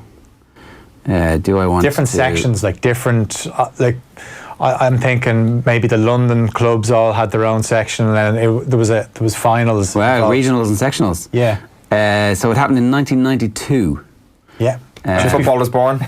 Yeah, when League Cup sponsors Rumbelows set about finding the fastest player in the 4 divisions So the trouble is that they use all 4 divisions, so you could actually have anybody from the 10 grand for the winner. 1992, you could have bought a nice gaff and... Could have bought a lot of Rumbelows. Yeah. They're an electric shop. I have no idea what Rumbelows is. They're like It sounds like a burger company. The final 16, not really that interesting. So there's lads from like Birmingham, and Birmingham are crap. John Goodman of Millwall made it there. John Goodman with an Ireland Cup. That's John Goodman. John Goodman. Is it the guy that used to play for Wimbledon? Yeah, Millwall. And yeah. He got an Ireland Cup, didn't he? Yeah, I can remember him playing, yeah. Ify Anora made it all the way through. And I'm just trying to scroll through this. Look, the bottom line is I didn't dream this. This actually happened. You didn't. But I definitely have a dream to make this could be even bigger now. Premier League. This could be before the FA Cup final. Same thing happens, right? For a player in the lower division, that's some payday, said Parry, but Rumbelows were almost unable to pay it. The company, which never made a profit in 24 years of trading, and by that time were losing 12 million a year, disappeared from the high street not long after. But your man did get his 10 grand prize. And it's not Keith Carroll, it's somebody Williams, so whoever that is. That's amazing how times have changed. Rumbelows not making a profit and managing to sponsor a big tournament. You'd never see Carabao not making a profit. Shamrock Rovers were in action last night to close the gap in leaders Dundalk to 4 points in the SSE Electricity League Premier Division. Rovers won 5-1 away to Waterford. Jack Byrne scored 2 goals. They were both absolute crackers from outside the box. Aaron Green also got 2 as well, and Thomas Alua was also on target. After the game as well, Rovers manager Stephen Bradley didn't hold back in his criticism of striker Dan Carr, who joined Apollon Limassol yesterday. He said, Rovers is a special club, this is Stephen Bradley now, and it's bigger than any one individual. Unfortunately, that individual felt he was just a little bit bigger than the club. Dundalk are into the EA Sports Cup final after an emphatic 6-1 win over Bohemians at Oriel Park. So Dundalk will play Derry City in the final. The game was done and dusted pretty much by 14 minutes because Pat Hoopin had already scored a hat-trick. He ended up with 4 goals. Patrick McElhenney and Daniel Kelly got the other goals. UCD are on the lookout for a new manager. Collie O'Neill has ended an 8-year spell. He was obviously in the dugout last week when they were beaten 10-1 by Bohemians. Former Chelsea manager Maurizio Sarri has been treated for pneumonia. The 60-year-old Juventus boss was battling what he thought was flu last week, but further tests yesterday led to a diagnosis of pneumonia. Juventus start the defence of their Serie A title away to Parma on Saturday, so we still don't know if Sarri will be in charge for that one. Almost 30,000 supporters turned out at Semple Stadium in Thurles last night to welcome home the victorious Tipperary senior hurlers following their All-Ireland victory on Sunday. And Stephen O'Neill has left Mickey Hart's Tyrone football management team. He was the forwards coach for the start of the 2018 campaign, but won't be back for next season. All right, Phil, good stuff. Thanks for that. Now, Galway were crowned Electric Ireland minor All-Ireland hurling champions on Sunday, beating Kilkenny 3-14 to 12 points. It's Galway's 11th minor title since 1993, and of course their third in a row. We're going to chat to their manager Brian Hanley in a few moments, but first let's have a look at the nominees for the Player of the Week. Sean Mcdonough was once again the star. He scored 2-8 at the weekend and was named man of the match. Mcdonough is leading the poll with Galway fullback Eoin Lawless and wingback John Cooney also in contention. There's one game left in this year's Electric Ireland Minor Football Championship as Cork take on Galway at 1 o'clock on Sunday, the 1st of September. And we're still working through Electric Ireland Minor Jubilee 15. We're down to the half forward line. The polls for those positions are live now. So there you go, 10, 11 and 12 need to be filled. Pick Noel McGrath there at number 9. That was a good harbinger for him last week. So Jason Flynn, Shane Long and Richie Murray. Shane Long is winning that one. Proves the power of celebrity and the tip fans out in numbers. And then a few more there. So Richie Power romping home. Kieran Murphy, Fraggy and Niall Burke is in third. Richie Power with 77% there. Richie Power's at the game at the weekend, sitting close to me and looked like he could easily have togged off for Kilkenny.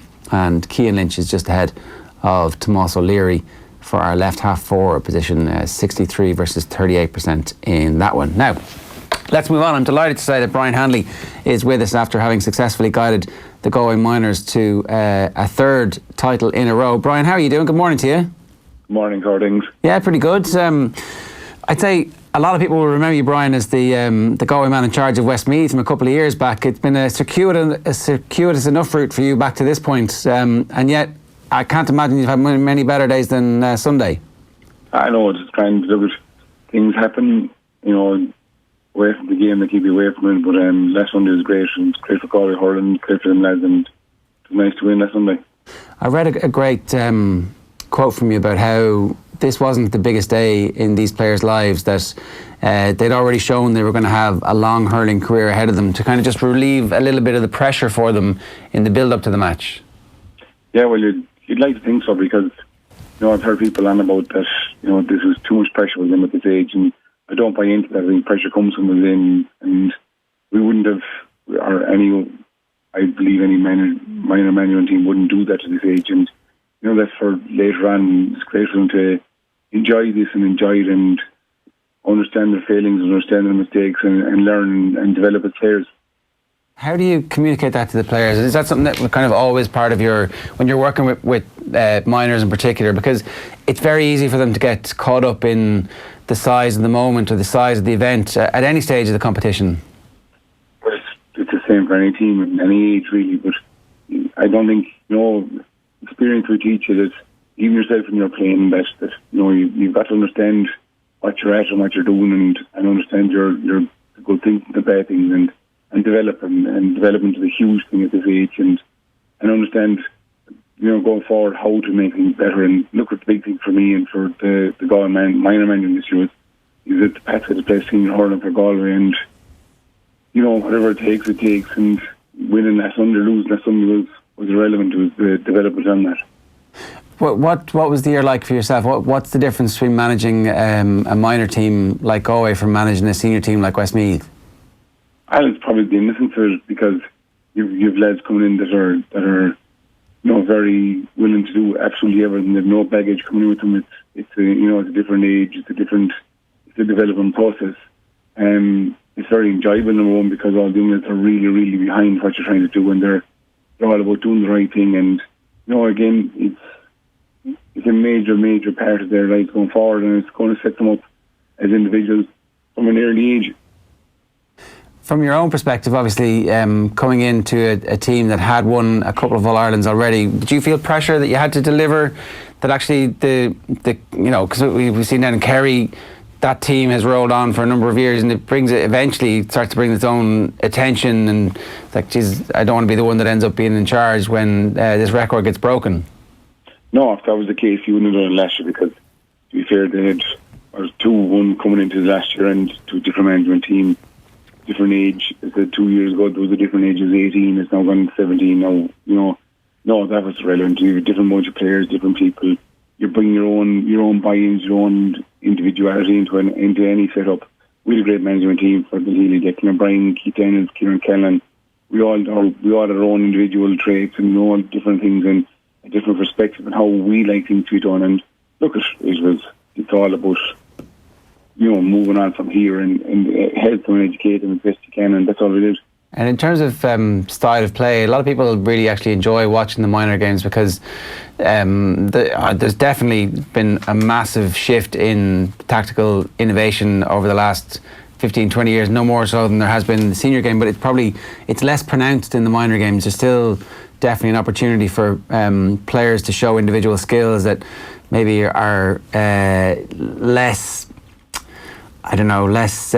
curtailed, shall we say, by sweeper systems and all that kind of stuff. What's that like to manage? Is it even more enjoyable to manage that because you can actually just ask the players to go out and express themselves? Well, I suppose our first game in Kilkenny, you'd expect that you'd be encouraging that. Then we play Clare in our next game, and Clare play a sweeper system, which really threw us off sync and how to manage a team against that. We were lucky to beat Clare. Clare were very, very good, and they won by 2 points. Then we played Wexford in our third game, and you're back to David's bit of a sweeper. We probably understood our system better, and then Kilkenny was just 15 on 15, and as they dropped a man back, we were really on top of it. But I suppose we'd only 4 games, whereas the likes of Kilkenny, I think, had 9 or 10 games. Other, not being involved in the Leinster Championship or a Munster Championship meant that you had less games and less time to develop your systems and encourage and educate players at that high level. But it was just a joy to watch them, and we stood back and we said we got to give them the freedom of the pitch to understand and just maybe coax more than demand what should happen. And the lads then, they just developed themselves, and they just, and they took on situations that came and they made it better for themselves. The goal just before half-time on Sunday gave you a lot of breathing space. Did you feel comfortable in that second half? Because it certainly, watching the game, it really looked like your defence were on top, and every time the ball was going up to the forwards, they were in control as well. So it was a very controlled performance from a minor team. Generally, in minor games like that, there's like a late goal and a bit of a comeback and a bit of a scare, but there was no sense of that from your team. Well, you see, the first day we played Kilkenny, we were 12 points up, 2 minutes coming into half-time, within 10 points up. Within 1.5 minutes in the second half, we were down to 5 points, and with 15 minutes gone, we were level. So I suppose that it nearly backfired in Kilkenny, that the first day, what happened the last day for us, if you understand what I'm saying, because we were guarded against that. But the penalty was a huge decision, because from 2 points up, you hear about, you were about soccer games there beforehand, going at half time, the team talk was totally different from being 2 up to 5 up, and we were in a commanding position because we had hurled fairly well. But the whole dynamic of the game changed in that penalty, and it was fair play to Greg Thomas. He was having a difficult first half, and the way they were Marshall, and we got 2-2 the first time they played. They were really watching, but he won a great penalty, and then Sean Max took it in, and of course that really was a big game changer. Brian, you've obviously been involved in management teams throughout the years, very successful at club. Like, there was a massive injection of passion into Westmeath when you were there as well, and now success with a minor team in Galway. It's quite the management CV you've put together. This is obviously something that you really love doing. What do you see in your own future? I don't know. I don't look past. I was looking at my own future 3 years ago, and both my parents were alive. I would have thought differently. Things change. I'm just very, very grateful to the Galway County Board that I got a chance to come back, and I was helping the under-16s the last couple of years, because that's all I had time for in my life, was to just do maybe 3 or 4 hours a week. Now we won the under-16s last year with these bunch, trying to help minors, and I don't look past that anymore. It's about development for Galway hurling and how we can do and help that, and at the moment that's what it is, and I'm very grateful to have that opportunity. And is this a year-to-year thing, so you don't know if you'll be back next year? Well, it depends. It depends, and then it's like any manager know what he's doing next year. I'd like to think so, but I have a great management team with me. We have a great structure. We have a great, we've 24 people within our backroom team with this year's minors, and that's, we took it so seriously, and it was so enjoyable and such great fun, and it was a very, very enjoyable to work with the Galway County Board and everyone involved in that, and I'm sure they'll sit down later on and we'll see where it goes. Well, look, I don't know if you got to hear any of Tommy Walsh at the weekend, just talking about how it's the All-Ireland final day is a day for hurling people, not just from the counties that were involved. It's kind of a carnival for everybody who loves the sport. I think anybody who loves the sport was delighted to see you and that team have success at the weekend. It was great to see you back on a sideline in the big day, and long may it continue. Brian, great to talk to you again this morning. I appreciate that, and it was an absolute privilege and to be there with Galway, and it was a privilege to have been on the sideline for Westmeath and to be learning and developing and great friends up there, and I wish them all the luck, and I thank them for what they've done for me as well, and because it was a great honour to be on the biggest day of the year, to be involved in that in some small part way. Well, listen, I hope it's not the last time we see you there, Brian. Good stuff. Thanks a million. God bless. Thank you very much. Brian Hanley there, the manager of the successful Galway minor team that are the minor champions in the Electric Ireland Minor Hurling Championship this year.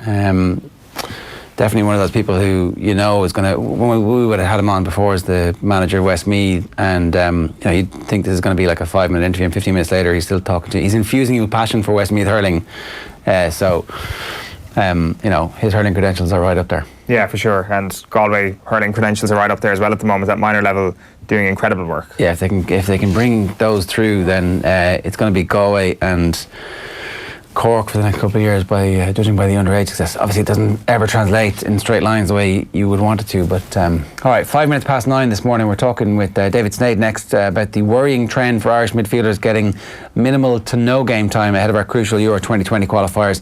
That's right after these. OTB AM on OTB Sports Radio, Ireland's first and only sports radio station. I hear you some wiring needs a fixing, ma'am. The name's Buzz, on account of my work. No chance.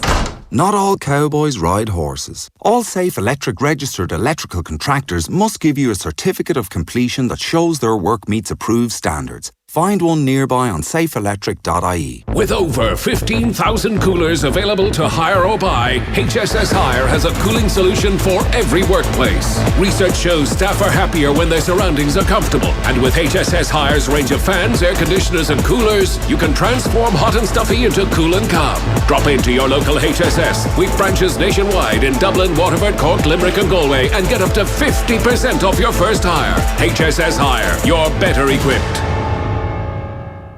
OTB AM. Yeah, David Sneyd is here with us to look back at the weekend from an Irish perspective in terms of how much game time some of our lads are getting, and it's not really enough at the moment for the team for us to feel very confident about how Ireland are going to go in our next couple of games, next big one in particular. Yeah, well, the big disappointment at the weekend, especially after the first weekend of the season, was you saw kind of Aston Villa against Spurs, Conor Howard starting in that kind of defensive midfield role, and it was kind of looked really good, and then he gets bombed out for the second game. Then you combine that in with what's happening with Jeff Hendrick's situation at Burnley, and it's kind of like maybe perfect storm is a bit harsh so early in the season, but when the two fellas who have been the kind of standouts in your midfield haven't been playing really, or maybe aren't going to be playing, it's definitely a worry, What is the situation with Jeff Hendrick? Is there any way back into the team for him? Yeah, well, yeah, of course there is. Like, look, last season he was in every single squad for Burnley. Started 25 games. I think he was only in when you sub 6 times. So last season he was one of kind of Sean Dyche's reliables. But I think something's happened over the summer whereby there was a couple of rumours that maybe they were going to actually let him go, that they would take a few bob from him now, because he's out of contract next summer. Now, there's obviously negotiations and stuff happening behind the scenes there, and kind of coming up to the transfer window, just kind of putting the feelers out on it. There definitely seems to be a bit rumblings there, not so much, not quite like the kind of what seems to be happening with Callum O'Dowd at Bristol City, where they're kind of really going head to head with the manager, but I think there's something happening, kind of bubbling under the current there with Hendrick and Sean Dyche, in the sense that maybe like he hasn't played a game in the Premier League yet, only 2 games in, but there's indications there that perhaps something could kind of bubble throughout the season. So, as in, sign a deal or you're not going to play? Is it as stark as that? I don't know. I don't know if that was the nature of the conversation. I would be surprised, because like Hendrick has been a very, very solid performer for Dyche. Like if you look at it, if it was a case of, right, they made a big signing, I know they brought in Danny Drinkwater, but last season, Hendrick predominantly, I think it was like maybe 15 or 16 of the starts on the right hand side when he played, were on the right hand side of a midfield. Now it's the lad Johan Gudmundsson who was kind of started there. He was there last season as well, so it's not a case of he's being displaced by a kind of a star signing who you need to get in the team. I just think maybe if there's always that little bit of brinkmanship, you know, at this point where a player comes into the last year of his contract, maybe sometimes a manager has to kind of reassert a bit of authority and maybe let him know his place in the squad, you know, and it could be ideal. Maybe it could be Hendrick might have needed a bit of a kick up the backside to kind of force his way back into the plans, you know. Well, if he was to have a good year, he's going to be rich forever. That's like, well, this is another thing. So like, Hendrick now is 27, 28, so he's got one more year left in this deal. You would think for him, he probably has one really big contract in the Premier League in terms of the age he is. You could see a Premier League, like, I think he's only a couple of games off 100 appearances, so like he's 28 next January. Yeah, so like at this stage I think he's only 2 appearances off 100 in the Premier League, so like he's an established Premier League player, so you would feel he's got one big contract left, and then he might think, well, if Burnley aren't going to be offering me that, yeah, like the players now, like you see it now where kind of lads will happily run down their deal to get a bigger deal. The problem is, though, where does he go? Where is there a club that exists that will, like, he can't move up, can he? Well, again, you would have hoped this would have been this is in a whole new broad spectrum with the Hendrick debate after Euro 2016. You would have thought that's the only way he could go. You would have thought that's the basis now for him to go and build his club career and really kick on, because he was really, really impressive. And he has been impressive for Burnley in what Sean Dyche wants to do. Like, he hasn't kind of maybe scored 20 goals as you might want from an attacking midfielder, which essentially he is. He's on that right hand side and he's supposed to get into the box and support. But it's going to be, you would think now, it's going to be a club coming up wanting to consolidate and get strong who are going to be wanting to sign him. And that's essentially, you're like, unless, as you were saying, if he has a really good season now, another club comes in and says, actually, yeah, there's a bit more in him. But he's sort of at the age now where it's one or the other. It's either he's going to kick on and clubs can say, yeah, this lad is ready to go to the next level above Burnley, or he's just going to maintain that kind of that level. And let's be honest, it's the Premier League, so it's not the worst thing in the world, you know. Yeah, like on the flip side, like, I mean, actually, if you're talking about that, we had Harry Arter on deadline day, and he was talking about a move to Watford. When you're talking about it's not an upwards move, it's probably a sideways move.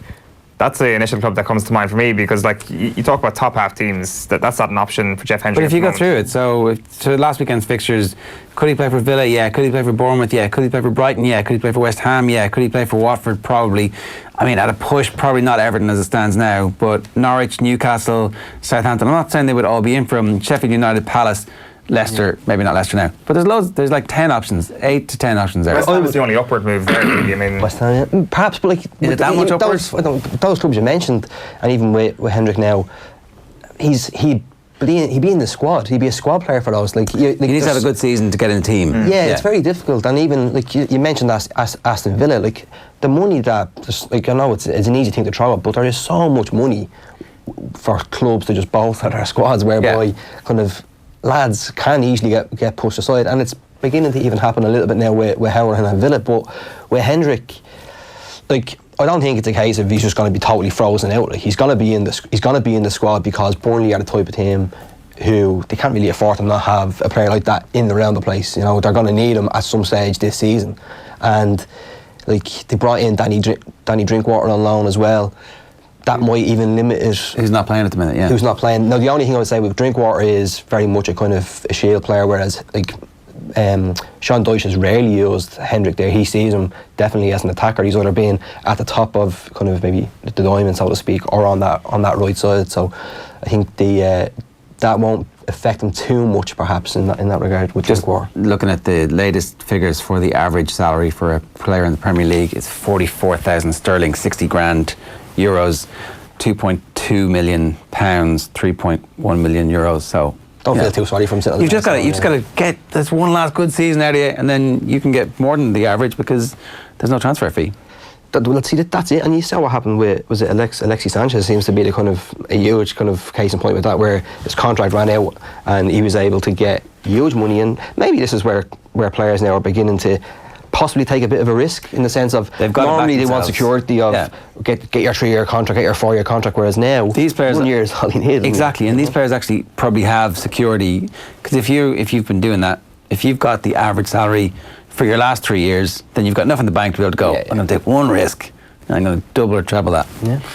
Yeah. Okay, so let's talk about Conor Horan. What does he have to do to get back in the team? I don't think this is quite as maybe.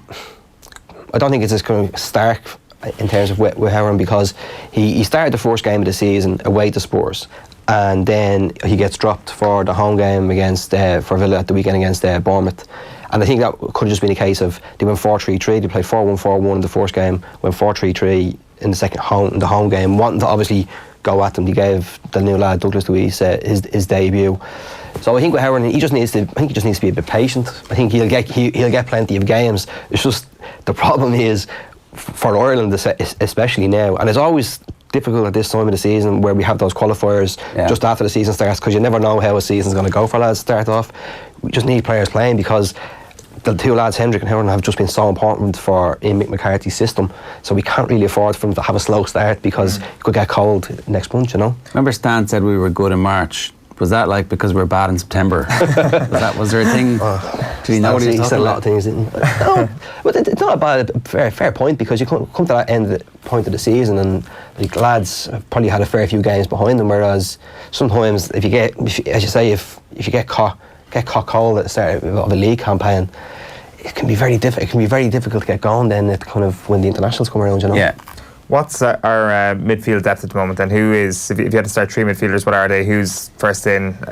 Based on the context that comes with the fact that we could have 2 of our first choice players not playing or not starting with their clubs. It's a tough one, because it's McCarthy's going to look at it and he's started thinking. I think with McCarthy, he'll just go with what he knows. He's not as if he's building for the future where you can start picking and choosing. Those lads have done it for him, and I still think they'll be in the main fellas in his thoughts, because that's who's played. Like Glenn Whelan now has gone up to Hearts, so you'd imagine he'll play a few games as well. Like, I just don't know. Like it's going to be very difficult, because who realistically can properly come in now, and who's been set in the world alight and actually kind of say, well, that's my jersey now. I think Mick will still go off what's happened in the previous qualifiers, unless neither of the lads, if both Hendrick and Horan don't kick a ball between now and September the 7th, that's when he has a kind of a big decision to make, you know. He tends not to care about that stuff, doesn't he? Yeah, I think a lot of times international managers are like that, aren't they? I know they always say, oh well, lads need to play games, but that's always the lads who maybe they don't really rate or trust. Yeah. The lads who managers will always, especially the type of manager Mick McCarthy is, where solid base, he knows what he's going to get from fellas. That's what he'll fall back on, and you can sort of understand it. Like he'll go back on what he trusts. So who do you think will play for Ireland in that game? I still think the 2 lads will play. Even just thinking now, James McLean, kind of, he's sort of at Stoke. He'd be on the left. O'Dowd is kind of having troubles with Bristol City. Robbie Brady hasn't really been in and around at Burnley, but he's got an injury as well. A rib injury, some kind of. Yeah, like there was a 450-man provisional squad named by Mick, but like you're still struggling, lads, which is still a bit of a worry. You're still thinking like. Stoke are playing McLean at left back. Yeah. Is there a future there for him for Ireland? I think he'll be used further up, because I do think that since Enda Stevens has come in, I think Mick McCarthy seems to like him, and even just from watching, I was over at the weekend at Sheffield United's game, and like, to be honest, it's an interesting one last year, because Enda Stevens could quite easily actually play that left wing role as well, you know, because that's effectively how he plays with Sheffield United. It's watching him, it was actually just fantastic to watch, because he was just so positive all the time. Right. Like the link up play on that side was just really impressive, and he just looked so confident. And if you're thinking, right, well, McLean is playing left back for Stoke, I don't think there'd be too much of an issue of swapping that. Then obviously you've got the Matt Doherty situation. I know he picked up an injury, so but on the left hand side, I wouldn't rule out a possibility of a bit of a flip there, because to be honest, I think McLean did set up the goal in the last international for Ireland. Oh, for Ireland, yeah. But just going off there, I actually think Ennis Stevens is better going forward. And if McLean is actually being used as a left back, solid left back, that could actually be a bit of a flip on the cards, you know. Okay, probably not for the next game though, right? He might try that in the Bulgaria game. Yeah, perhaps, yeah. Like, he's a very conservative manager, always has been. He's going to go with that's what happened the last time. So do you think Glenn Whelan's going to play? I think he will, yeah. I think if he gets games for Hearts, which you would imagine now he will. Like, he came back into the squad, and for the big games he was used. He didn't use him against Gibraltar, but he used him against Denmark, didn't he? He came in and played in that game. So you mentioned there about Mick being conservative. Like, Glenn Whelan, job poster boy for that, isn't he? So like, I think Whelan will be almost that anchor as a defensive kind of in front of the back. It was four. the Georgia performance, really, wasn't it? The Glenn Whelan night, wasn't it? That was it as well. He kind of, and he looked good in that game as well. Like, I know he get the ball away once, but so Whelan, Harahan, Hendrick, perhaps, yeah. Hendrick, and then who else is playing? So he started Robbie Brady on the right against Gibraltar, didn't he? On night one. Yeah, and then but Brady could be that's definitely up in the air because he's been injured. Yeah. Like, so that's going to be another. Mick's a good man to pick a player who has played for him, not played since, and then 6 months later. Jason McAteer is the kind of main man for that, isn't he? He's sort of when he's at Blackburn. Yeah. But even I'm trying to remember, like the game against Holland in R1, McAteer was totally out of the frame at Blackburn. Kind of his head was gone. He was like really struggling. Mick. Yeah. And do you know what? Maybe sometimes as a manager, look, you've got to do what you got to do. But even for players, that can keep players going as well when they know a fellow manager actually has full faith in you. That can get the best out of it as well, you know. Yeah. They actually have that belief, because sometimes, like the amount of times your players probably go on thinking, I have to perform here, otherwise I'm out. Whereas if not that you can get into a comfort zone, but if you know, right, the manager backs me here, he trusts me, that can be a big thing to get the best out of players as well. He's mentioned James McCarthy in passing recently enough, saying, he's got to get back in, got to play some football. James McCarthy finally got out of Everton, finally got some game time for Palace. How did he look? Old. Like, I can feel bad saying it. I saw him after the game. There was a bad tackle on him by the Sheffield United fullback Baldock, and he reacted badly to it. Obviously he's had his injuries, the broken fibula and tibia and stuff, but it wasn't a terrible tackle, and he sort of lost the head a bit. But he was, after the game, just walking through, he could barely walk. Really? He could barely walk getting onto the bus. He was hobbling, and there was no way it was that tackle, because he continued on for the game. And there's a bit of a not a question mark about, well, there's a question mark in the sense of, for any player who's had that sort of injury, especially a midfielder whose whole game is based around energy and covering and just not so much getting up and down the park, but from side to side and just seeing that danger and kind of putting himself about. And this is going to be a big season. We talk about kind of a big season for the likes of, say, Hendrick in terms of his contract and stuff, but even for McCarthy, for proving it to himself. Like, he's only 28 years old, but he's had so many games. He made his debut when he was 15. Like, you know, he celebrated his 16th birthday by playing a game for Hamilton against Airdrie. You know, it's like he's just been around for so long, and I'd say this is going to be a really big test for him, and just his ability to, if he's able to continue on what he's always done, well then that's actually fantastic. If he still has that energy and ability to recover after games, like that whole thing of Paul McGrath with his knees just didn't train, Ledley King likewise didn't train. Players, he's got to the stage now, I would imagine, where he's obviously on a certain programme. He's not training maybe not training every day. He has to recover and look after himself. They were centre backs. He definitely needs to do a bit more running than those guys. Exactly, and that's the thing as well. It's changed a bit. Well, that's it, and also but then as well, if he's not able to do that, has he got the capability to alter his game? Is he the type who can actually say, well, I don't need to burst the gut every single game. I can actually just kind of have that anticipation, because you would imagine by now, especially if he's been playing, as I said, since he's 15, so he's obviously got good football intelligence in terms of being able to read the game.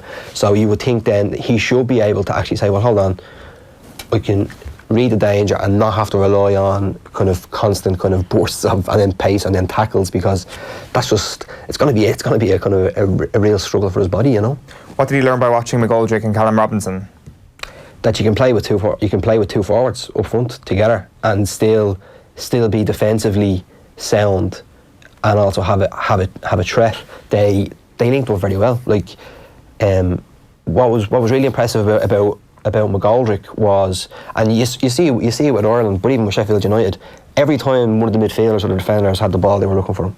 And every time he always was able to get that half a yard, or even if it wasn't even a half a yard, he would show for the ball with a defender up his arse and be able to be comfortable, just get it, lay it off, or it would be one touch.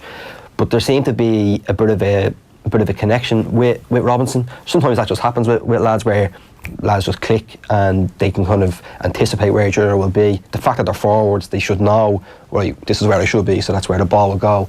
And they look really good. Like apart from McGoldrick missing a sitter, which was dreadful, he should have scored. But apart from that, it was a really accomplished performance, and I don't see how at the moment you can start anyone else for Ireland up front. And the fact that Robinson is there linking, we talked there about who you play in midfield. Robinson could be the type who could come off that right hand side as well and be playing alongside him, you know. So like it was kind of like an old school too. Oh, it was, it was. And they would drop, they would mix it and match it. Like sometimes McGoldrick would be the one further forward. Now, he wasn't bursting runs in behind, but he was just how it was. Like sometimes kind of Robinson would literally drift across the front, but they were always very, very close to each other, which was it's strange to see the whole way Sheffield United play with the kind of John Egan in the centre. You have Chris Basham and the lad O'Connell on either side. They're bombing forward as centre backs.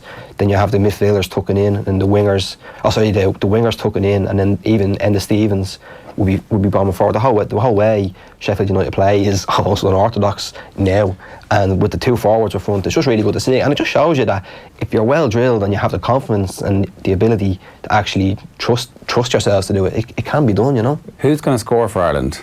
Like, is that not just a copy and paste job? Robbie Keane in training. I think he's the only one at the moment. Like, is that not the answer to that question, what we're seeing with Sheffield United? Because we complain about not having enough cohesion when you go into an international setup. Specifically to Ireland, we complain about not having enough Premier League players. We've got a Premier League strike partnership ready-made.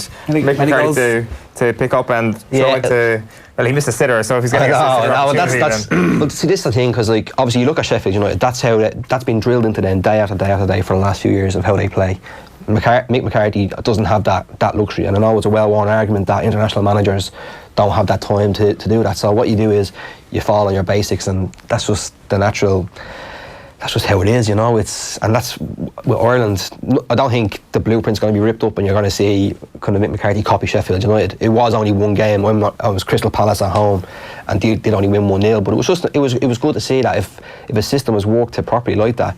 Like this whole thing of, I know you have to be strong in the midfield, and that's the most important area of the pitch, but like Palace in that game, Palace didn't know how to cope when there was two forwards up against them, you know, and with fellas supporting them. And with Mick, in fairness, like his whole kind of mantra is put the other team under that pressure, kind of go at them and make them kind of work for it, especially from kind of pushing forward. So, and that was one thing with McGoldrick as well.